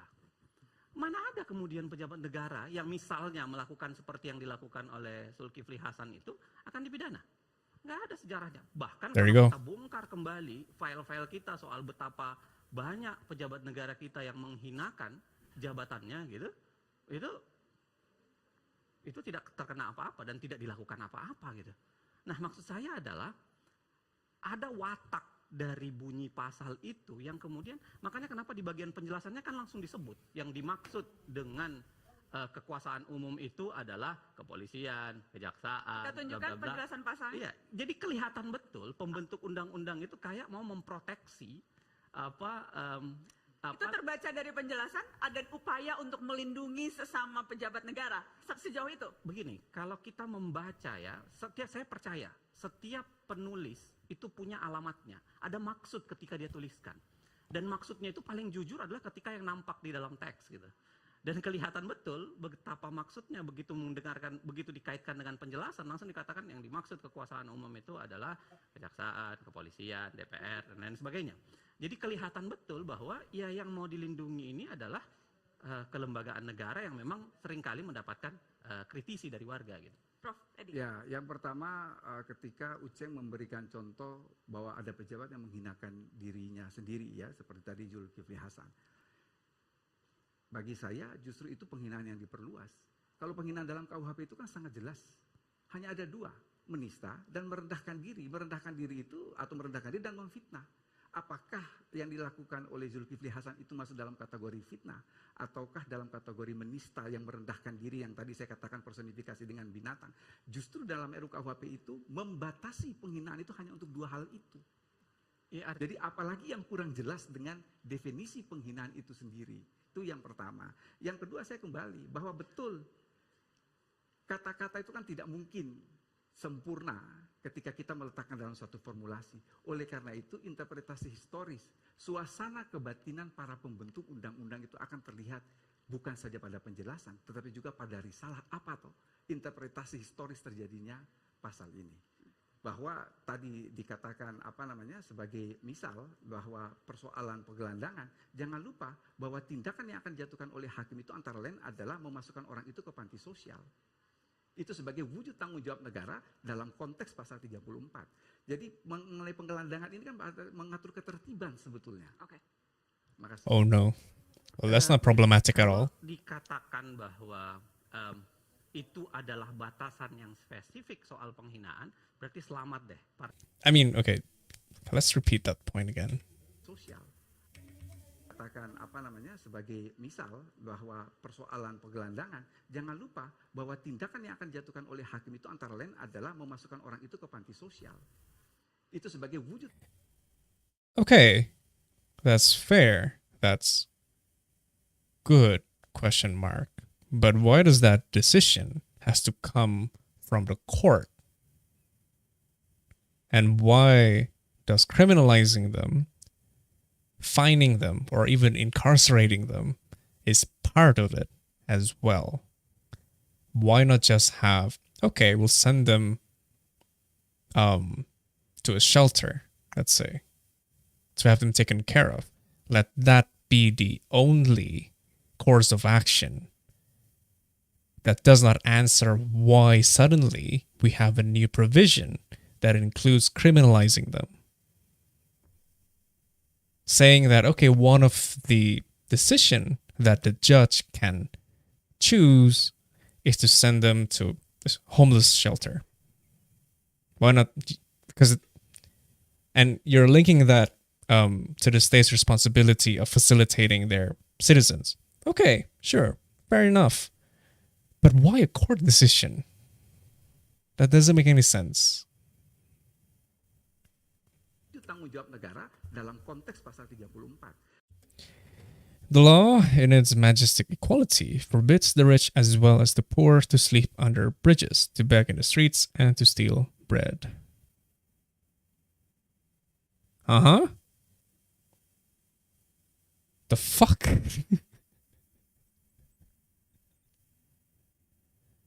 Huh. That's a dumb law.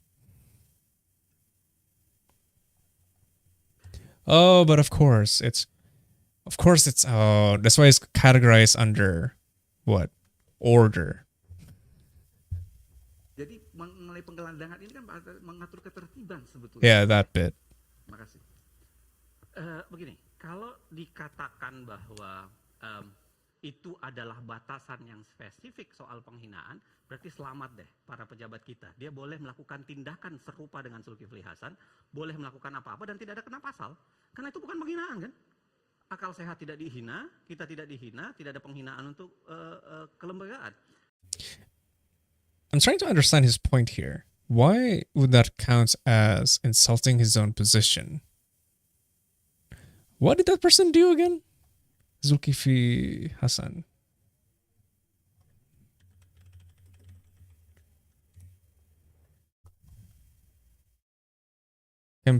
Something to do with campaigning. I mean, he did a lot of stupid stuff. Oh, he distributed oil or some cooking oil and promoting. Okay, wait. Yeah, there you go. Thank you.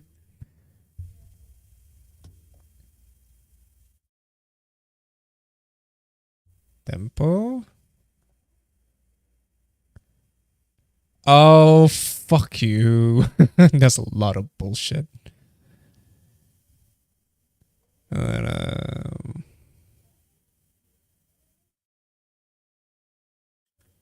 I see. Okay. So that's what happened.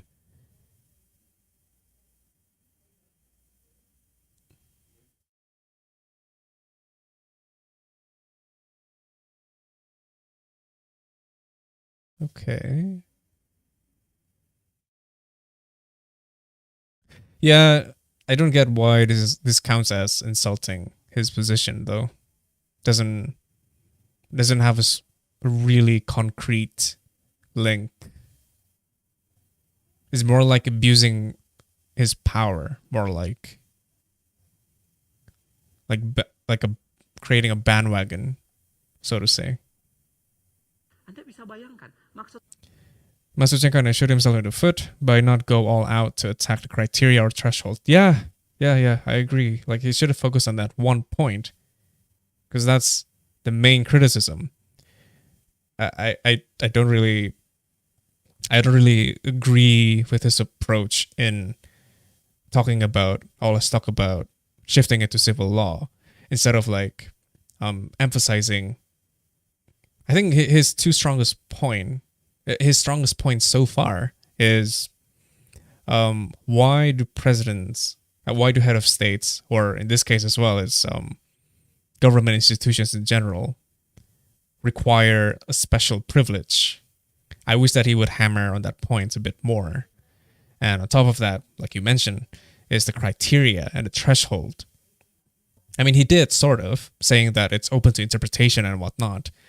But honestly, like he could have but that's a bit vague, at least in the way that he expressed it so far. If he used more examples and whatnot, that would have been stronger. And sure, I mean, he tried to substantiate that by saying that there's going to be a conflict of interest, that law enforcement would tend to side with power, those who hold power. But if that's I'm trying to consider all of the arguments that he's been making so far. Yeah.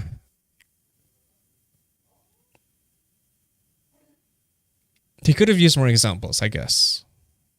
And the Zulkifli Hasan thing, that's weak. I honestly think that's really weak. He could have stayed on that point. And again, like, I think a more effective counterpoint. Let's say I agree that we need these stupid laws, but how can you be so sure that those in power wouldn't abuse them considering precedences? Yeah, good points. Yeah. I mean, sure, he keeps saying that.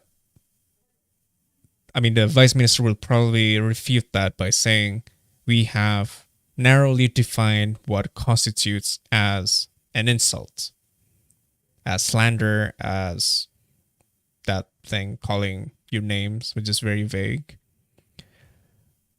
But if I were Ma Su-cheng, I would have funneled that point into where is it stated in the law, because I think I haven't seen that so far on screen, that the definition of insult has not been stated there, specifically calling them names. If it's slander, I'm willing I'm willing to cede ground to some extent. Although I would still prefer that. Although not necessarily. I don't know. I'm on the fence with slander. But yeah, he could have hammered the point a bit further on the definition of critic, of how to criticize the government. Because again, it's incoherent. And it's unrealistic as well to expect everyone, in order to criticize the government, to be able to do so. Because that's supposed to be the function of the state, not the people. The state is supposed to facilitate the people's needs. And one of the ways for the state to know what the people need is through criticism. Like, hey, I need this, bro. Hey, why are you doing this? You're not helping us by doing so. You're really making life worse for us. And of course, if they were to ask, like, what's the solution, then I don't know, would it be substantive then? There's like a lot of gatekeeping involved, and it's just not useful. And yeah, those could have been the points that he delivered or hammered on. Maksud saya adalah, kalau memang mau ditujukan pasal 351 ini mau tetap ada, maka dibentuk juga dong kemungkinan ya pejabat negara menistakan ya kelembagaannya sendiri. Poin bahwa Why are you going this route? I don't understand, but okay. tadi setiap pejabat negara akan dapat unsur pemberatan sepertiga dari hukuman, apakah itu bisa menjadi salah satu penyeimbang?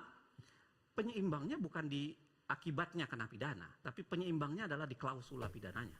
Menurut saya, harusnya di klausula pidananya dari awal dikatakan sangat mungkin pejabat itu misalnya menghinakan jabatannya sendiri. Ya diatur bisa jadi berbeda dengan penghinaan secara umum. Tapi pada dasarnya jangan seakan-akan ini ditujukan kepada. But that's even more vague than the current, but what's currently stated in the law. Like, why would you have to include that as well? It's odd. I mean, if it's like, criminalizing misconduct, let's say, or abusing their power, then let that be a separate set of laws. It's not insult. It's not intuitive. People would, I don't know, like me as a listener right now, you lost me there, buddy. Pada warga negara gitu. Dan ketika dikatakan tadi dalam kasus-kasus tertentu itu tidak bisa dikenakan karena itu bukan penghinaan, ya selamat deh. Silahkan kalau begitu para pejabat boleh berkampanye untuk siapapun kan, dengan menggunakan uang negara. Toh tidak ada aturan pidana apapun yang bisa dikenakan kan, gitu. Prof Edi. This is looking pretty bleak. Okay, let's see if he's gonna dug himself out, or if Najwa would steer the conversation towards a more productive direction. Adresat dalam KUHP itu hanya ada 2. Ya dikatakan sebagai delikta. Yeah, of course he's gonna repeat that. Okay. Kalau delikta komune itu bahasanya adalah setiap orang. Setiap orang itu siapapun bisa dikenakan itu. Tapi kalau itu delikta propria, maka disebutkan setiap pejabat atau setiap nakoda atau dokter dan lain sebagainya. Saya ingin mengatakan 351 itu adresatnya umum. Even pejabat negara kalau dia menista atau dia memfitnah lembaganya sendiri, maka dia terkena pasal itu dan ditambah dengan sepertiga hukuman itu. Jadi berarti sudah tidak perlu ada lagi pasal yang spesifik soal pejabat negara karena semuanya bisa kena termasuk pejabat negara. Ada kejahatan jabatan. Kejahatan jabatan diatur dalam bab tersendiri. Saya kira There you go. Gitu. Okay. Kalau memang samakan aja jadi delik umum. Yang kedua adalah esensi menghina sebuah lembaga yang dilakukan oleh orang biasa itu berbeda dengan penghinaan yang dilakukan oleh pejabat terhadap jabatannya.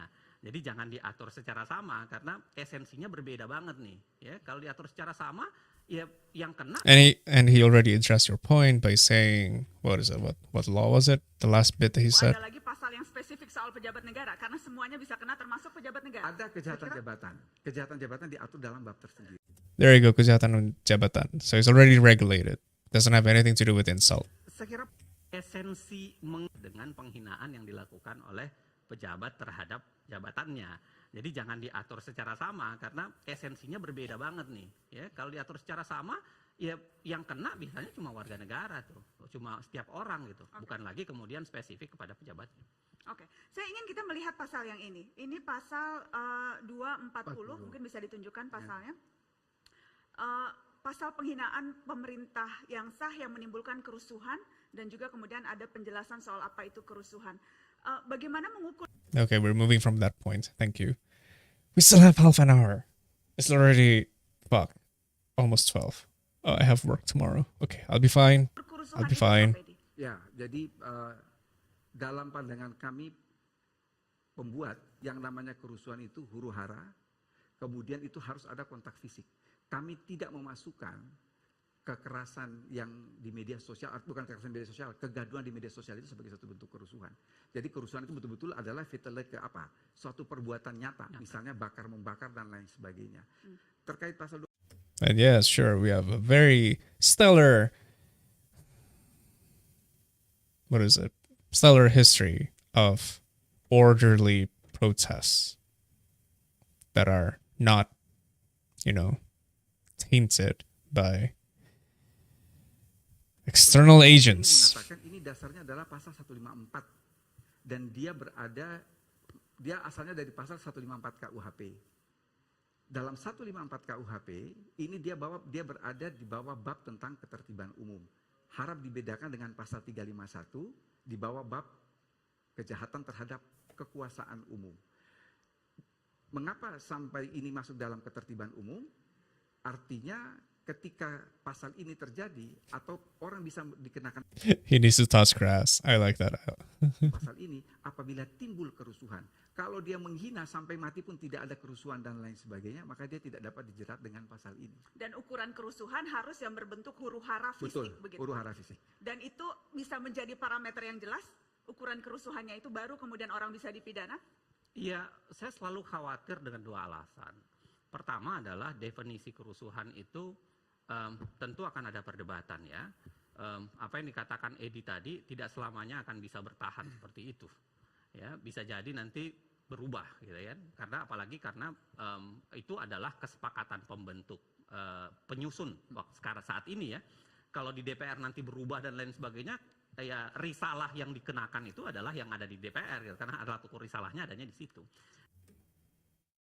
But then you're not addressing the point then, because you're talking about the potentiality, if that's even a word, of it not just abiding by the definition that he just said. If you want to address the point, then stick to the definition that he just said. Yang kedua adalah kerusuhan belakangan kalau kita melihat beberapa demo besar dan So he's not answering the question then. Kejadian-kejadian besar, kerusuhan itu diciptakan. Nah, masih ingat nggak laporan narasi TV soal kelompok berbaju hitam? Is this talking about? Okay, now this is a strong point. Thank you. It's about the one during the job creation law, I think, where people in black, they burned the bus station. I'm pretty sure that most people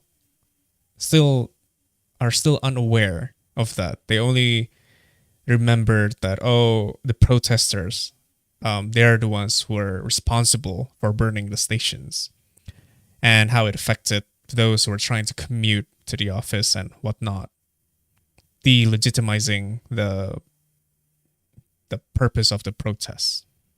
Yang kemudian memulai bakar halte itu yang kasus Sarina ya, yang di Sarina itu. Nah, itu kemudian siapa yang akan dipidanakan dalam kasus itu?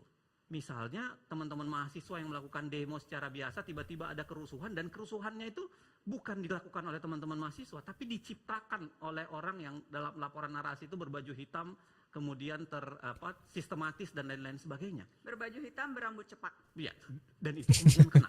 Anda bisa bayangkan kalau pakai klausula itu.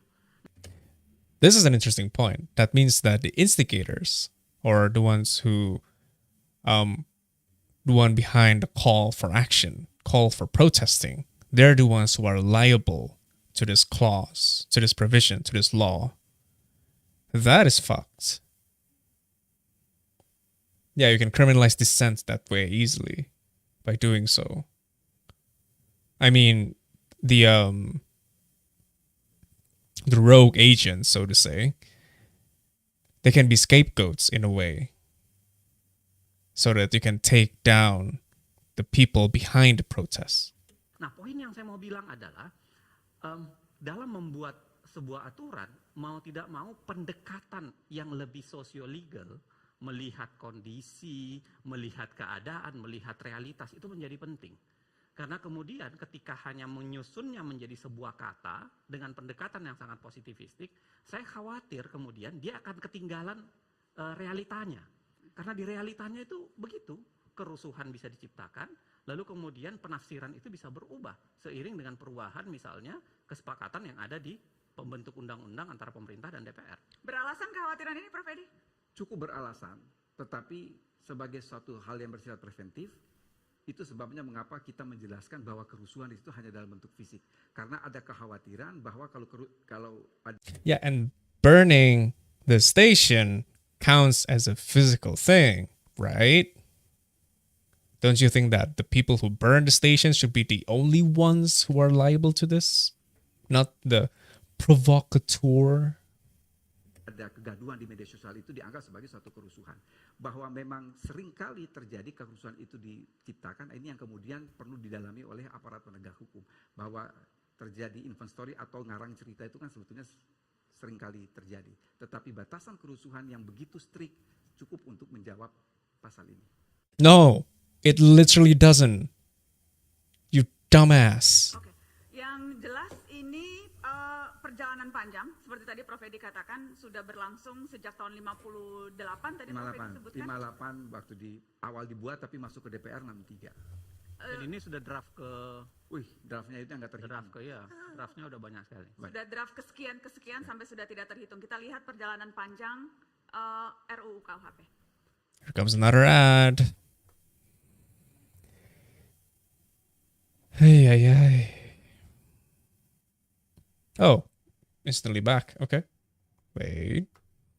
Was expecting 2 ads again.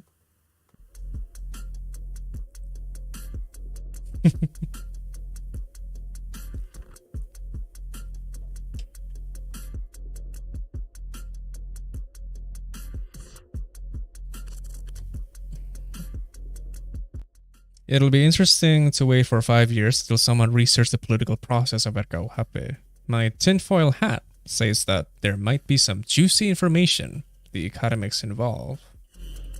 What do you mean, juicy information the academics involve?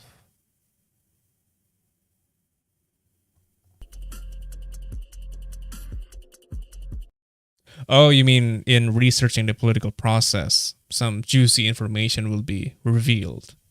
Yeah, I imagine so. But then again, the informational gatekeeping, I don't know how strong the reach of our academicians into such sensitive information. I mean, we can speculate, of course. Oh, and I hope this is not going to be some lengthy judicial review process like what we've been doing with job creation law. Fuck.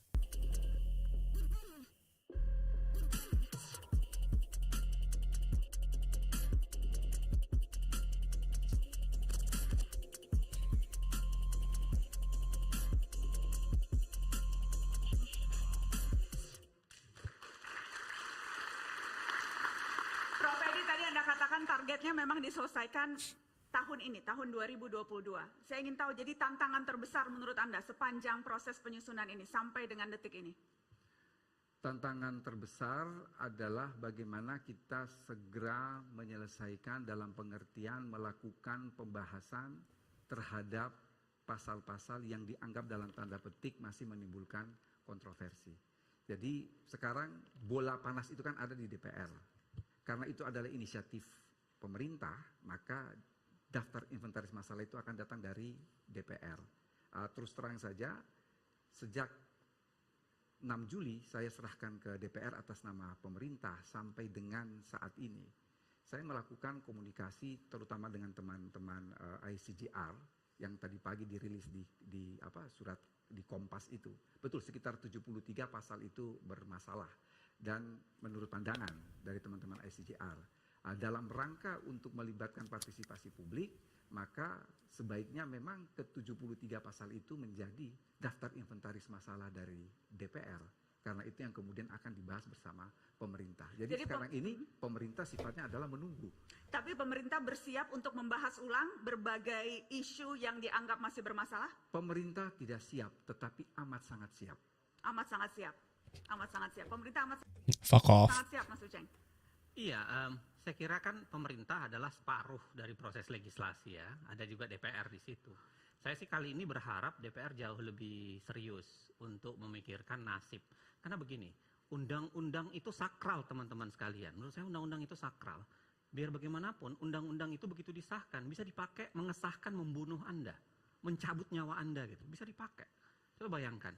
Karenanya harusnya ada proses sakral. Ada sakralisasi terhadap prosesnya. Yang belakangan menurut saya sangat tidak sakral dalam banyak kasus. Misalnya kasus undang-undang KPK, undang-undang... Kalau bicara spesifik RKUHP, bagaimana prosesnya? Seberapa terbuka penilaian Anda? Gini, kalau kita mau lihat sebenarnya dasarnya ya, yang namanya partisipasi itu harusnya masuk di semua tahapan. Itu perintah undang-undang pembentukan peraturan perundang-undangan, masuk di semua tahapan. Tapi kalau kita lihat di ketentuan pasalnya, itu kelihatan Sorry. The RKUHP was originally designed as a progressive criminal code. As far as I know, many of the stipulations still retain these progressive laws, but have to went through the DPR and their conservative politics. That's good. Yeah, I think that's one of the main points that I mentioned at the beginning of this stream, that there are actually many good things that this law is trying to do. If it does include progressive criminal code, then that's good. I'm not aware of that. That actually makes the point even stronger that this is a good thing in a lot of ways. But again, yeah, the fucked up things are still worrisome. Can you provide an example on what how it made it more progressive? How it's going to make the criminal code more progressive? Does it touch on what is it, incarceration, let's say, or death sentence? I don't know. I can't really think of anything else. Because like obviously like the things that captured the headlines are the absurd things, right? Like chat disconnected. Oh no. Successfully connected. Okay, that's just there was a dip, I guess. I don't follow this much, but from discussion from the law people, the sentencing are much more lenient in some cases. Oh, okay, that's good. I think the vice minister mentioned that at one point, that now the sentencing process is reversed, that you start by the minimum sentencing instead of the maximum sentencing. I don't know how that exactly translates, and why initially it started with the maximum sentencing. That seems weird. But again, like I'm not a legal expert, but if indeed that is the case, that people through the passing of this criminal code, people would be subjected to more lenient punishment, that's great. That's good to know.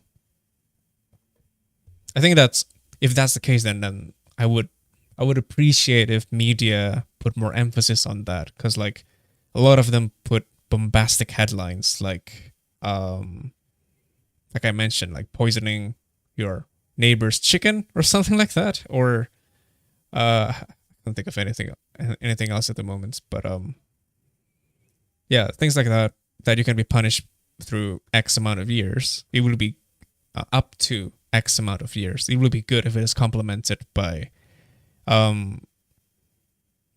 like, oh, there's going to be more lenient punishment, sentencing. That'll be good if we could see more of that. Come to think of it, I don't think I've ever seen any news articles that pointed that out at all, on like why we're doing this, aside from, this is a very old criminal code based on colonial era and so on, that we need to change that. But that's it. It's only the fact that, oh, it's old. That means it needs to be changed. But what exactly that needs to be changed is not elaborated.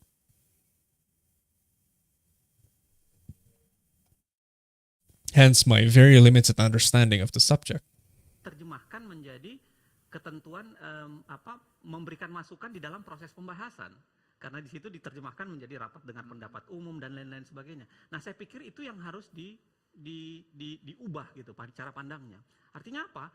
Harusnya dari awal ada masukan masyarakat yang panjang yang oleh Mahkamah Konstitusi misalnya itu dibahasakan sebagai meaningful participation, partisipasi yang bermakna. Dalam artian ada 3 hal, ya. Okay.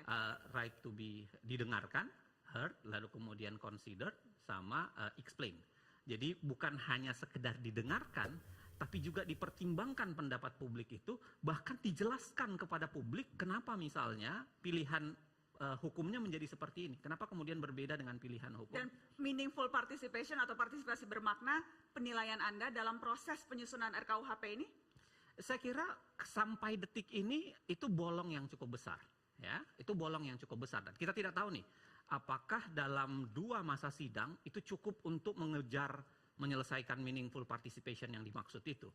Karena saya khawatir, lagi-lagi ya, yang namanya khawatir ya, karena melihat tragedi berbagai undang-undang yang partisipasinya itu istilahnya Sherry Arnstein itu sebagai tokenism. Tokenism itu jadi seakan simbolis saja, yang penting ada gitu. Yang diundang hanya orang-orang yang cherry picking. Jadi dipilih adalah orang-orang yang sudah mendukung duluan gitu. Kira-kira begitu. Itu yang kita khawatirkan. Jadi makanya kita berharap betul DPR dan pemerintah itu membuka selebar-lebarnya ya, dan batasan meaningful participation itu sekurang-kurangnya dikerjakan. Karena meaningful participation sendiri bisa ada perdebatan sejauh mana sebenarnya makna meaningful participation itu. Selama ini bolong, Prof. Edi? Sampai kemudian Presiden memerintahkan untuk dibuka lagi, dibahas lagi? Sebelum ini untuk dapat draftnya saja susah sekali, Prof. Edi. Saya mengatakan tidak bolong. Mengapa? Pembahasan KUHP itu sebetulnya tuntas pada 2014-2019. Harap diingat, 6.700 daftar inventaris masalah itu bukan datangnya dari pemerintah, bukan datangnya dari DPR. Itu datangnya dari teman-teman koalisi masyarakat sipil. Jadi kurang meaningful participation seperti apa? Itu yang pertama. Yang kedua. Yeah, but that's like the initial identification of the issue. But then you need to consult. You need to conduct another stakeholder consultation once you've identified a potential solution. That's how it works, mister. Setelah melakukan sosialisasi di 12 provinsi pada tahun 2021, kami secara intensif melakukan. Sibuk kerja, jangan biarkan mah menghalangi. That's a loud ad. I hope it is followed by another stakeholder consultation. Dengan elemen-elemen masyarakat. Okay. Tiba-tiba kemudian dalam penyempurnaan yang saya serahkan tanggal 6 Juli itu kita menghapus pasal tentang advokat curang. Itu berdasarkan masukan dari organisasi advokat. Mengenai penodaan agama, itu saya harus berkata jujur, itu sepenuhnya adalah rumusan pasalnya itu juga bukan berasal dari pemerintah, bukan berasal dari DPR. Dari teman-teman yang melakukan studi khusus terhadap kebebasan beragama. Soal aborsi, itu teman-teman ICJR yang merumuskan. Saya harus mengatakan itu. Jadi kurang meaningful participation seperti apa? Who the fuck is ICGR?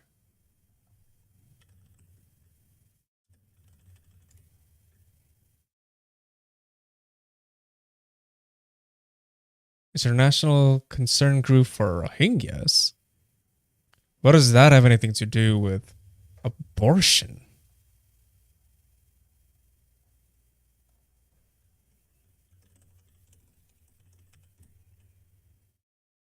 Oh, JAR. Sorry, JAR. Thank you. The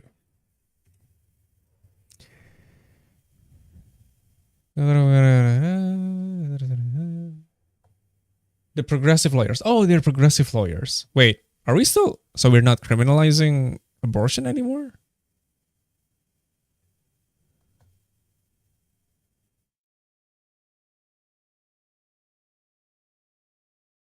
Okay, let's see.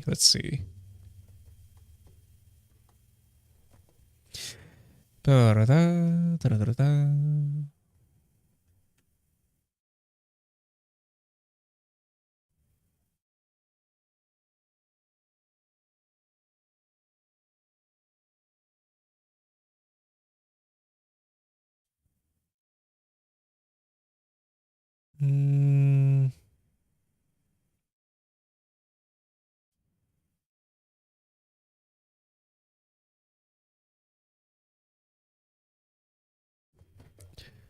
Aha.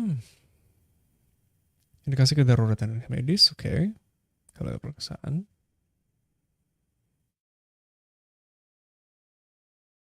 Okay, this is very good. So it means that the state guarantees the right to abortion. Wait, it's already included. Wow, okay. I was not expecting that.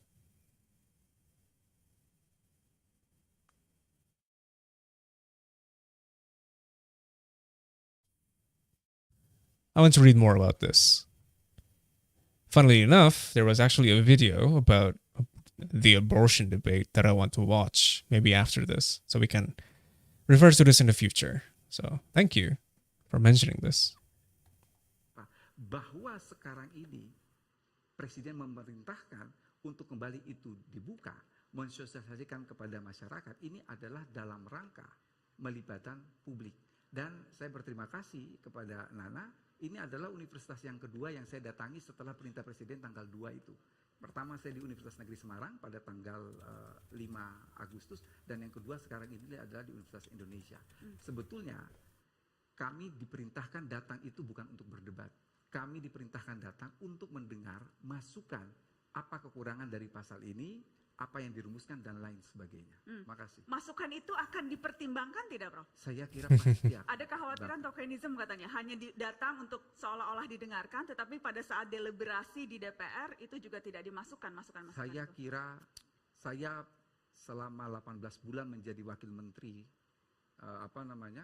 Kumham, dan saya 5 kali menjadi ketua tim pemerintah untuk RUU Otsus Papua, 3 pemekaran Provinsi Papua, kemudian Undang-Undang TPKS, tidak pernah tuh hanya suatu simbol belaka. Boleh ditanyakan kepada aktivis perempuan, kepada teman-teman Komnas Perempuan, soal Undang-Undang TPKS itu kurang apa? Kita meaningful participation. Bahkan saat-saat terakhir pun kita masih mendengar dari teman-teman perempuan. Why are they increasing the volume suddenly? Disabilitas untuk merubah konstruksi pasal. Saya jamin itu bahwa ketika pembahasan di DPR itu pasti akan dibuka untuk publik, dan itu tidak hanya sekedar simbol, akan dipertimbangkan. Akan dipertimbangkan. Akan dipertimbangkan maksudnya. Yeah, I think I heard about that as well, but I haven't read into it. I haven't read it, so. But from the people that follow this issue of the inhumanities that's been happening in Papua, most of them disagree with that law. Berbagai masukan. Iya, saya pikir biasanya Oh God, that's really loud. Hang on, let me cut that a bit. orang mendaku bahwa sudah melakukan, tapi pada faktanya kan tidak. Misalnya dalam kasus RUU Otsus Papua, kalau memang sudah didengarkan, saya yakin MRP tidak mengujinya ke MK dengan alasan tidak diajak bicara sama sekali. Padahal ketentuan undang-undang mengatakan MRP menjadi sangat penting. Majelis Rakyat Papua. Saya kebetulan jadi ahli di sidang di Mahkamah Konstitusi yang sekarang sedang bergulir. Nah, yang kedua, praktik yang terjadi itu selalu begitu. Sama dengan ketika nyusun undang-undang KPK, nyusun undang-undang omnibus, selalu dikatakan sudah dilakukan. Padahal begini, nah, kalau kita bicara soal pembentukan undang-undang itu kan sebenarnya ada 4 sebenarnya yang paling penting. Pemerintah dan DPR sebagai pembentuk legislasi. Yang kedua adalah sentuhan teknokrat, jadi para ahli dan lain-lain sebagainya untuk menyempurnakan, memperbaiki. Dan saya kira harusnya paradigmanya jangan cuma pidana ya. Saya ingat ketika di RKUHP ini merumuskan living law itu kemudian diberikan catatan secara sangat menarik oleh Prof. Sulis, ahli dari UI ya, profesor dari UI, yang kemudian mengatakan ada penempatan living law yang seakan-akan tidak menolong banyak bagi masyarakat adat. Yang ketiga, selain teknokrasi, yang ketiga adalah cita-cita perkembangan hukum, tentu saja yang ada di RPJM, lalu kemudian ada di cita-cita presiden dan lain-lain sebagainya. Dan yang keempat, pihak yang tidak kalah pentingnya tentu saja adalah masyarakat dalam bentuk partisipasi dan aspirasi. Nah, keempatnya ini kan harus dipola dengan baik. Yang saya khawatirkan kan seringkali tidak nyambung dengan RPJM, rencana pembangunan serta undang-undang dasar. Tapi yang terjadi lebih pada monopoli yang dilakukan oleh pemerintah dan DPR, paling tidak kita lihat dalam beberapa undang-undang belakangan. Saya ingat ketika membaca opini Anda, Prof. Edi, Anda mengatakan ada Mahkamah Konstitusi yang kemudian That's divided empire, textbook imperialism. That's sus. That's concerning. kemudian bisa menyelesaikan perdebatan yang terjadi antara yang merasa undang-undang ini tidak mewakili aspirasi mereka. Jadi serahkan ke Mahkamah Konstitusi? Begini, ketika berbicara dalam konteks RKUHP, saya selalu mengatakan tidak mungkin ada RKUHP yang sempurna untuk Indonesia. Setiap isu yang dibangun di dalam RKUHP itu pasti menimbulkan perdebatan, pasti menimbulkan pro dan kontra. Sehingga kita selalu mencari win-win solution. Artinya ini kan sesuatu hal yang harus diputus. Bahwa kalau toh merasa terlanggar dan lain sebagainya, toh pintu Mahkamah Konstitusi terbuka lebar. Masih ada Mahkamah Konstitusi. And within the context of defamation, it is clear who the decision is made in favor of. Iya, kan kita bedakan ya, Mahkamah Konstitusi itu kan dua tuh, pengujian formil dengan pengujian material. Kalau kita bicara pengujian formil itu kan tata caranya. Yang saya khawatirkan adalah pemerintah dan DPR dia ugal-ugalan aja, nggak perlu bikin tata cara yang baik, toh nanti akan dibawa ke MK gitu. Padahal membentuk undang-undang dengan baik itu perintah. Kenapa? Karena itu kedaulatan rakyat.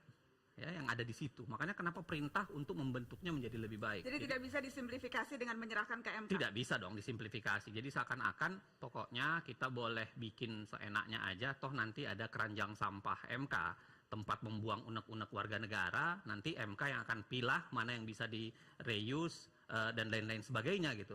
Recycle dan lain sebagainya. Menurut saya That is interesting. I do wonder if stakeholder consultation is one of the mandatory parts of developing a law, of legislating a law. I imagine so, if referring to what Mas Ucheng was mentioning just now, that he's leading the, what was it? The one about Otsus Papua. It must be part of it then. But then again, but also, it does lead to the issue about tokenism and the cherry picking of the stakeholders involved. Itu seakan-akan menghilangkan tanggung jawab negara ketika punya kewajiban untuk membentuk undang-undang yang baik, punya kewajiban untuk membangun sebuah sistem hukum yang lebih baik untuk warga negara. Oke. Saya akan jawab. Kalau meaningful participation kita sudah dengar, sudah dipertimbangkan, tetapi toh ada kelompok masyarakat yang tetap tidak setuju. Ya kemana lagi? Kan kita akan pasti melakukan uji itu kepada Mahkamah Konstitusi. Bahwa kita sebagai negara hukum, kita tahu persis bahwa ya putusan itu harus dianggap benar dan harus dihormati. But in this case, I'm sorry, but no one in their right mind would agree to this. It's only you, it's only the government that is pushing for this law, this defamation law. No one is okay with this. Obviously, so who are you consulting exactly? Who? Meskipun kebanyakan secara doktrin itu tidak bisa diterima dengan akal sehat, tetapi begitulah. Makanya saya ingin mengatakan bahwa kita tidak Oh God, is that another intellectual joke? Fuck, Faustian bargain. Faustian bargain, a pact whereby a person trades something of supreme moral or spiritual importance, such as personal values or the soul, for some worldly or material benefit, such as knowledge, power, or riches. Deal with the devil. Why didn't I read that? Okay, right. menjadikan MK sebagai keranjang sampah. I'm blind. Bahwa meaningful participation itu kita lakukan. Kita mendengarkan, kita mempertimbangkan, bahkan kita memasukkan. Tetapi kalau itu semua sudah kita lakukan dan ternyata ada yang masih tidak puas karena memang setiap isu itu menimbulkan perdebatan, lalu kita mau kemana? Tentunya kepada Mahkamah Konstitusi. Jadi kita tidak ugal-ugalan lalu seenaknya lalu melemparkan kepada Mahkamah Konstitusi. Dalam dataran normal saya ingin mengatakan kita sudah melakukan itu semua, kita punya dokumen yang semuanya didokumentasikan. Release it to the public. the document, the result of the the result of the stakeholder consultation. Who were the parties involved? That's transparency. That's what you're supposed to do. Did they do it? I could be talking out of my ass, but I would imagine, ideally, that should be the case. That if you have in fact conduct meaningful participation and whatever it is called, then the public has the right to know who did you consult exactly? What were their responses? What were their demands? What were their basis of demanding such and such? Kita menerima masukan, tapi kalau toh kemudian masih ada yang tidak puas, lalu kira-kira menurut Mbak Nana kita kemana? Pastilah ke Mahkamah Konstitusi. Prof. Edi, saya ingin tahu, apakah ada politik hukum presiden misalnya? Apakah ada pasal yang spesifik dititipi oleh Presiden Jokowi untuk dipertahankan atau justru minta diubah? Amanat pertama Presiden ketika ratas tanggal 2 Agustus itu bukan soal substansi. Beliau hanya mengatakan, lakukan sosialisasi, libatkan publik, datangi semua kampus, dengarkan aspirasi mereka. Itu saja. Tidak ada satu pasal pun yang dititip. Tidak ada hal-hal yang menurut Presiden tetap harus dipertahankan atau justru harus dibuang jauh-jauh? Tidak. Ya. Jadi tidak ada spesifik politik hukum Presiden yang seperti apa? Tidak. Semuanya akan... He only has 2 years left. It's not him. Come on. Mendengarkan aspirasi atau akan itu menjadi bagian dari proses di DPR? Semakin banyak menerima masukan itu jauh lebih baik. Menerima masukan, mendengarkan, dan kemudian mengakomodasi itu dalam pasal-pasal. Ya, kan pasti ada proses pembahasan. Oleh karena itu, tadi saya katakan bahwa sekarang ini sebaiknya memberikan masukan itu ke DPR. Dalam pengertian kan mereka menyusun daftar inventaris masalah, yang kemudian itu akan dibahas. Ketika itu dibuka pembahasan dengan DPR, dengan pemerintah pasti akan ikut membahas. Prof. Edi, spesifik soal kemerdekaan bersuara. Tadi kita dengarkan perdebatannya, itu baru 3 pasal yang kita bahas. Okay. Faustian bargain theory. The law people who have stakes in RKUHP allow these stupid stipulations because of DPR politics in order to preserve other progressive stipulations in the draft law. Compromise. That's what you're implying, right? Yeah. Yeah. Unfortunately so. I guess by the end of the day, like, this is something that, like, I wish people would realize this more, is that they shouldn't impose such a burden on the president. They need to remember, again, who legislate the laws, who created them, who wrote them. Well, not wrote them, but who formulate them. Is not the president. He only signed it. Ultimately speaking, there are way more stakeholders involved than just the president. And yet they remain in power. And yet we don't criticize them per se. They are hidden from the public light to some extent. Yeah. Is those in the House of Representatives, by the way. For the love of God, have more due diligence, have more scrutiny, have more involvement on who you vote in that degenerate piece of shit of place. Dan itu pun belum tuntas, masih jauh dari tuntas. Pada prakteknya nanti di DPR, seberapa besar ruang bernegosiasi kalau kita bicara soal kemerdekaan bersuara? Karena concern itu disampaikan juga oleh Dewan Pers, tentunya juga berbagai elemen masyarakat sipil. Ini isu yang dianggap luar biasa penting oleh masyarakat sipil. Seberapa besar ruang untuk bisa menerima masukan-masukan soal kekhawatiran terhadap kebebasan berekspresi kita bisa terpasung karena RUU ini? Saya yakin dalam beberapa kali pembahasan undang-undang, khususnya di Komisi 3, mereka sangat menerima apa yang menjadi masukan masyarakat. Bahkan bukan saja 3 pasal itu. Yang disinggung juga adalah soal contempt of court. Yang disinggung juga adalah mengenai pasal-pasal yang akan menimbulkan multi interpretasi khusus mengancam kebebasan pers. Itu semua kita dengarkan. Bahkan ada usulan dari Dewan Pers misalnya. Yeah, such a non-answer, right? Diberi klausula pada beberapa pasal tertentu dikasih ayat tambahan bahwa ini tidak berlaku untuk kegiatan jurnalistik seperti itu. Dan Dewan Pers sudah melakukan ini kepada fraksi-fraksi. Dan saya kira pemerintah tidak. I think he ran out of water. That's why he's been doing that tongue thing. He's like, it's dry. That's what people do. I mean, if you're drinking this thing, I finished that. I finished this glass of water as well. And I've barely spoken as much as they have. So the personalized Indonesian political discourse effectively protect political parties from criticism because people are focused on presidents, ministries, etc. Even DPRD politicians are also ignored. Yep. What is it? The obsession of the strongman figure, right? That you need just to vote the right president to drain the swamp. To use the same rhetoric as Trump. That's why we need to vote for an authoritarian, possibly militaristic president even, to whip the House of Representatives to shape. It's not like we have any choice in a matter on who we put in those seats. No. It's only for the president. That's why we need to vote for a strong, iron-fisted president.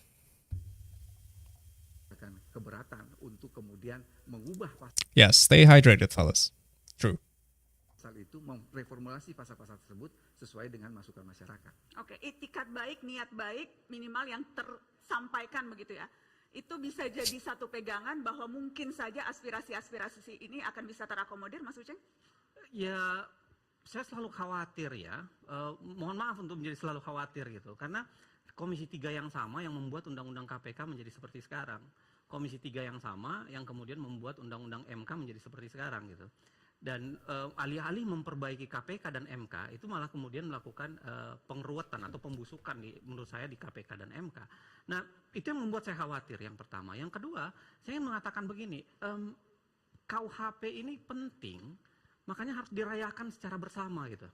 Ini harus ruang yang dimana ketika dia disahkan semua orang merayakannya sebagai sebuah capaian, sebagai sebuah kado gitu. Jangan sampai kemudian ketika dipaksakan cepat-cepat begitu disahkan, lalu kemudian ada banyak anak bangsa yang kemudian menangis karena kemudian disakiti dan kemudian tidak bisa berbicara dengan luas karena kemudian dengan mudah dikriminalisasi. Kebebasan berpendapat kemudian terancam. Kebebasan berbicara diancam penjara, kebebasan berekspresi diancam tali besi. Itu menurut saya akan berbahaya. Ya. Makanya harus ada pengayaan lebih panjang. Ya kalau dicontohkan Belanda bisa 70-an tahun, kenapa kita harus cepet-cepetan 59 tahun harus selesai, 58 tahun harus selesai? Bukan juga harus mencontoh Belanda, tapi maksud saya ini membutuhkan pengayaan.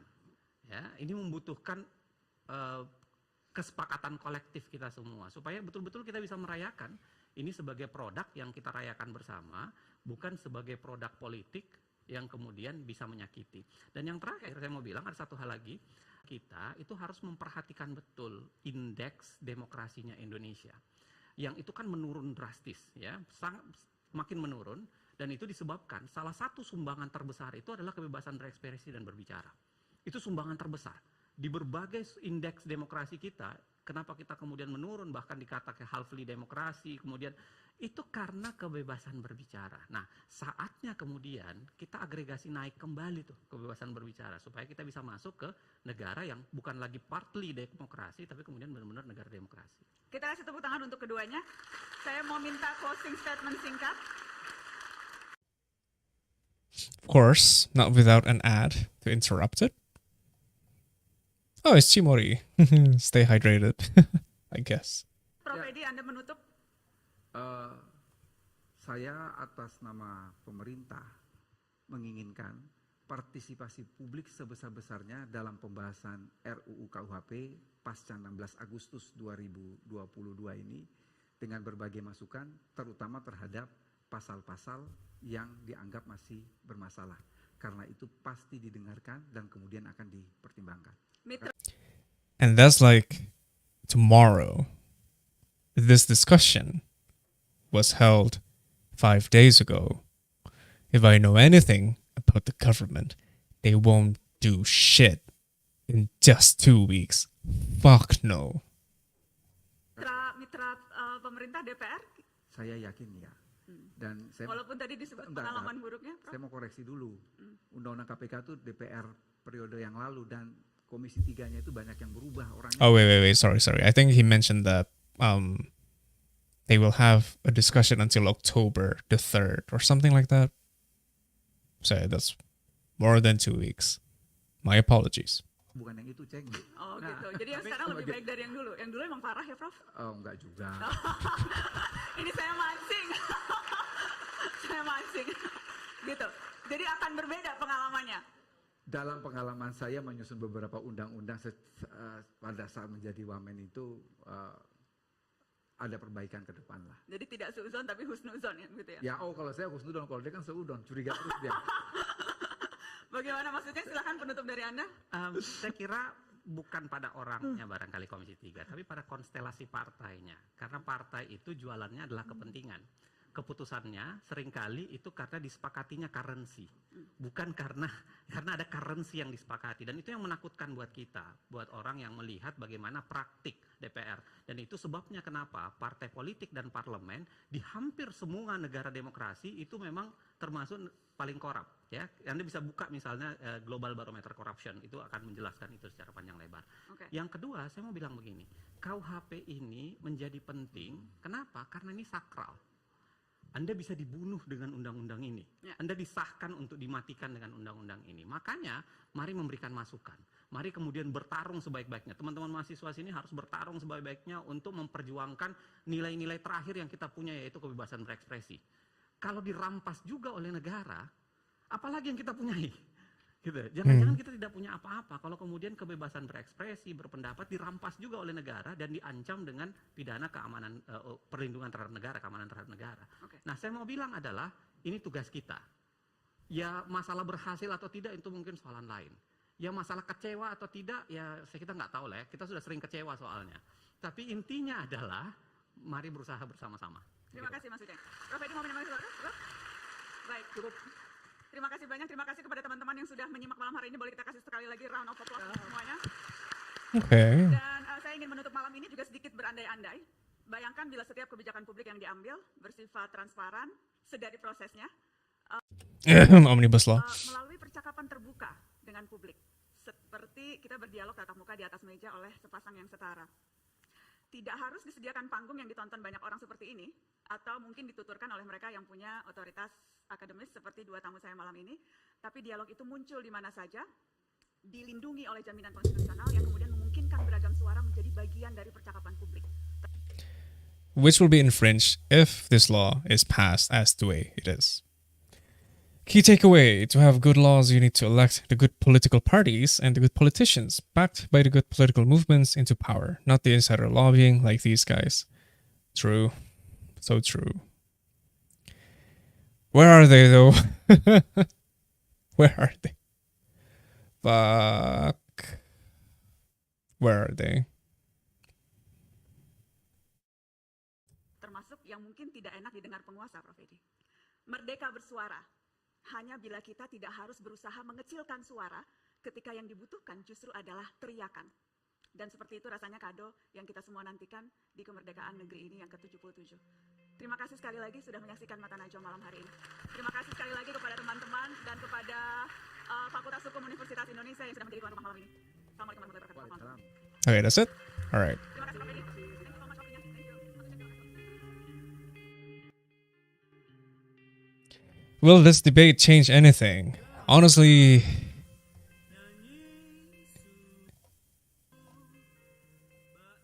is this efek rumah kaca?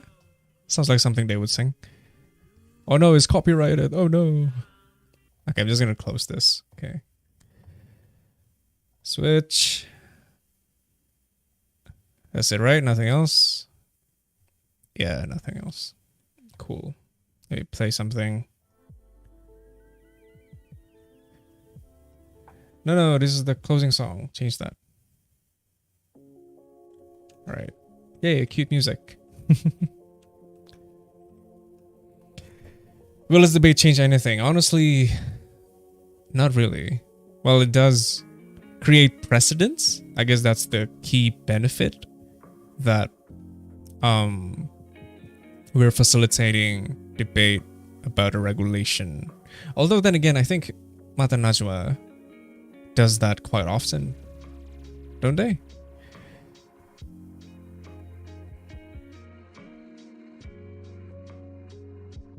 Wait. No, never mind. Sorry, was distracted. Cause like the thing is about Mas Ucheng, I think we mentioned this every now and then during the debate, right? That he didn't really hammer the right points. This is something that I would say, like at a high level, rhetorically speaking, Professor Edi was stronger. The vice minister was stronger. His points are more coherent. He ends his points at a strong note. He does that more often, at the very least. I don't agree with what he's saying, but that's the fact of the matter. In terms of style, delivery, he won. And he has better fashion, I guess. Minus the glasses. I will not give up on that. That is a weird looking glass. In the case of Mas Ucheng, yeah, I really wish that he focused more on, like Oleg mentioned, like I mentioned a couple of times, I criticized the coherence of the law on how it is stipulated. That, wait, okay, the music is pretty loud actually. Wait, I'm supposed to reduce it on my end, not the OBS. Let's change the music.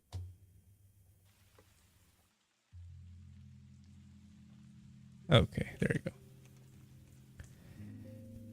I mean, the fact that, like how it was written, that you start by how a critique needs to include cause and benefit, and then follow that is what defines a critique, a criticism, and then it is followed by a definition of constructive criticism, which has nothing to do with the preceding sentence, and then that is followed by how the critique should include potential solutions.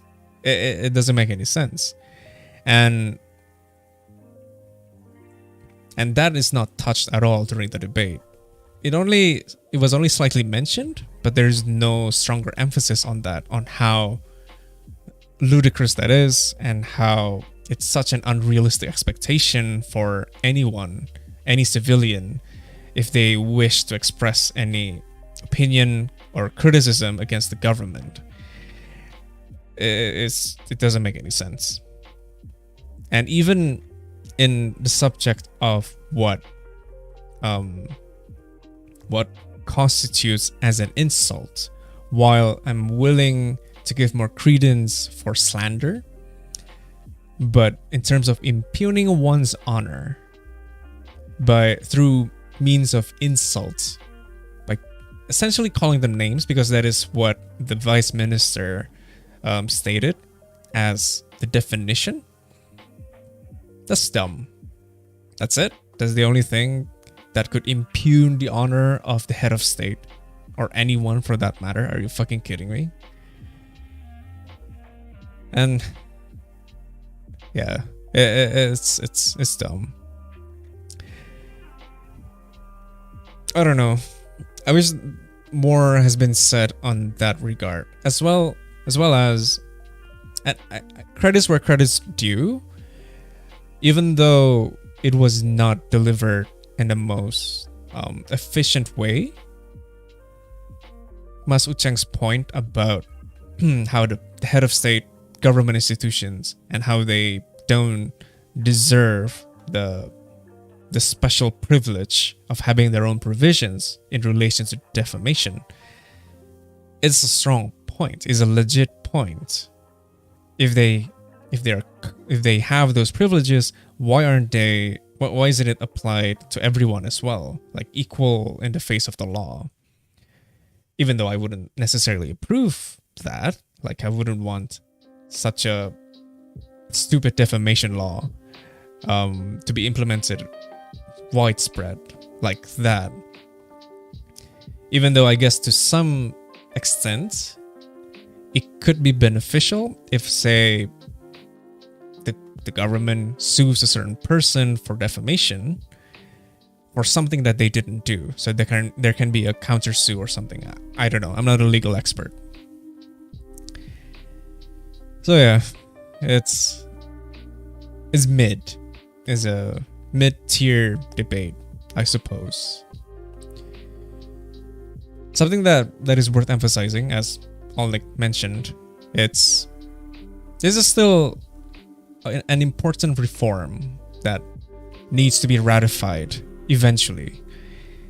The thing is, and I've mentioned this multiple times, I hate this insistence of passing a massive law in one go.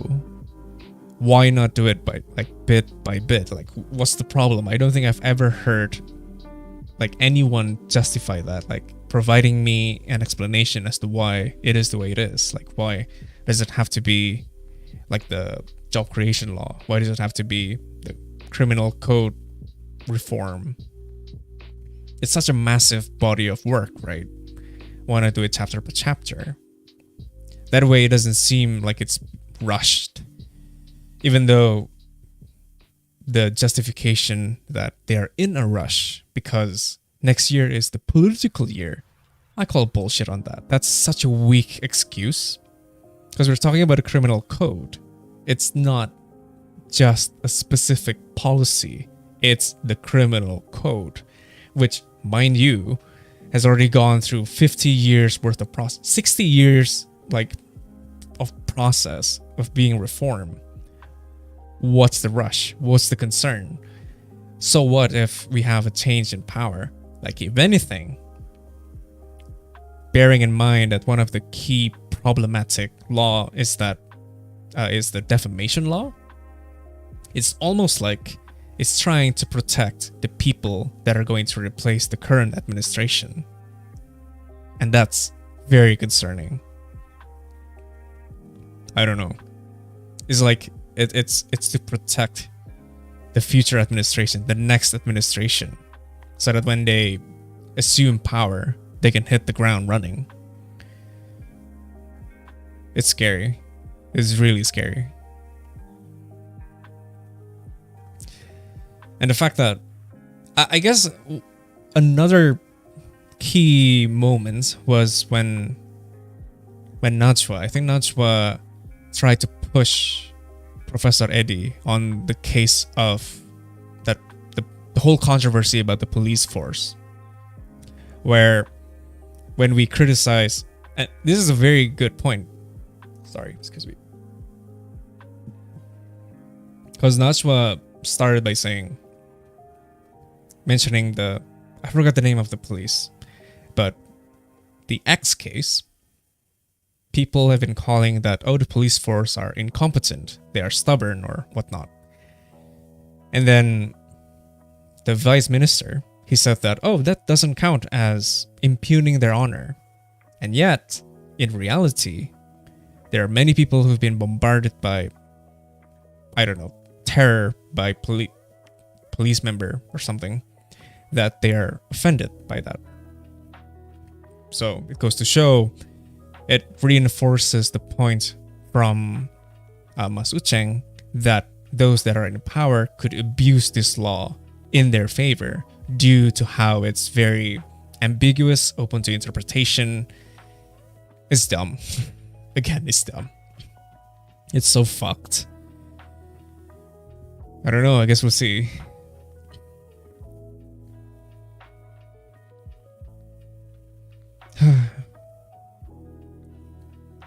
I guess that's all I could say. It's I didn't expect that it would take 4 hours to go through the whole thing. It was only an hour and a half. Even the Permenkominfo kerfuffle, some people also face digital harassment. Exactly, yes, that is a good point. Data security, like, holy fuck, man.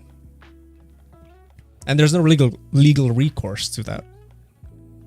I mean, there are regulations on doxing, I think, but I doubt that we can countersue, that we can do something about it. It's scary. And yet we're still surrounded by people who are politically disengaged, who don't care. All they care about is work, work, work. As long as their ability to accumulate wealth is not infringed by any means, then they'll be fine. They won't care. They'll just, okay, I'll just amass more wealth so that eventually I can move out of the country. A very self-centered way of going about things. Sigh. Oh well. Okay. I think I'm gonna end it here. Initially, I wanted to go through some other videos, but I didn't expect that it's gonna take 4 hours to go through the entire thing. It's a pretty long stream, but that was fun though. I like reacting. I like watching debates first and foremost. I like kind of like analyzing the vibe or the rhetorical skills that the speakers use. And yeah, and also analyzing the substance, of course. Kind of makes it more entertaining, so to say. Yeah. Okay, the fatigue is starting to hit. I think I really should end it here. Thank you so much for watching. Okay, next stream.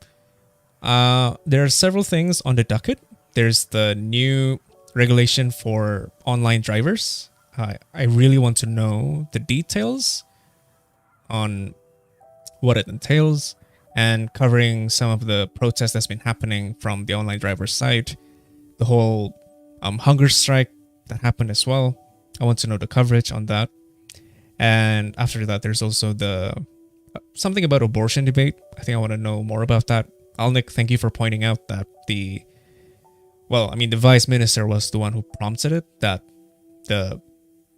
how they formulated the abortion law is based on their consultation with the international IC something, I forgot their name, the so-called progressive lawyers.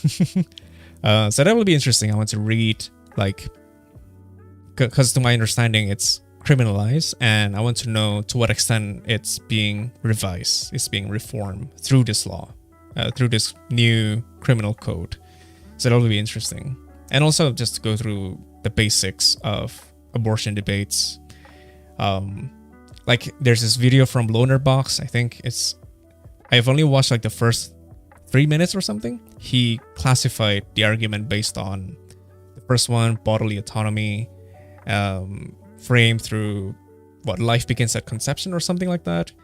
And there's also my body, my choice. And you start with my body, my choice. And then you follow with life begins at inception, and then bodily autonomy, something like that. I don't know. We'll see in the next stream. Those are the two main things. And there's actually at the back of my head, I've done this review of the investigation by Mongabay, Greenpeace, and BBC on the palm oil industry for plasma farmers. That's very fascinating. That's really fascinating, and how fucked up it is. How there's layers upon layers upon layers of things to understand on what the plasma scheme is, on how it's being violated, how it's being abused. And holy shit, just reading that one article from Mongabay, it's so revealing how fucked up things are. And that's only the tip of the iceberg, and I would love to go through that. So yeah, I guess that's one of the beauty of just starting to stream. There's tons of shit to go through, so that's nice, I suppose. So yeah, that was fun. Thank you so much for watching, guys. See you guys in the next stream. Hopefully, I'm planning to stream on Thursday. I'm trying to make it regular now, Thursdays and Sundays. If I can't stream 4 hours or something, I'll just do it 2 hours, whatever it is. Just even if it is only 1 hour, I will just stream. Again, the mentality for this month is create, whatever it is, just create, because I want to bring back that passion again. But yeah, it's past midnight. You guys should probably sleep as well. It's Monday.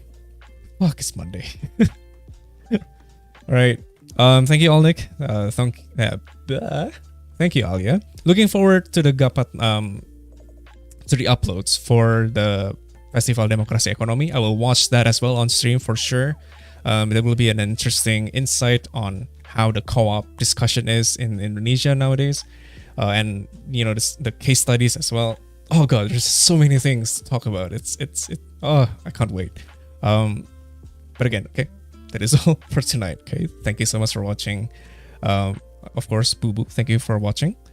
Thank you for being there, as always. So yeah, see you guys next week. Okay, good night.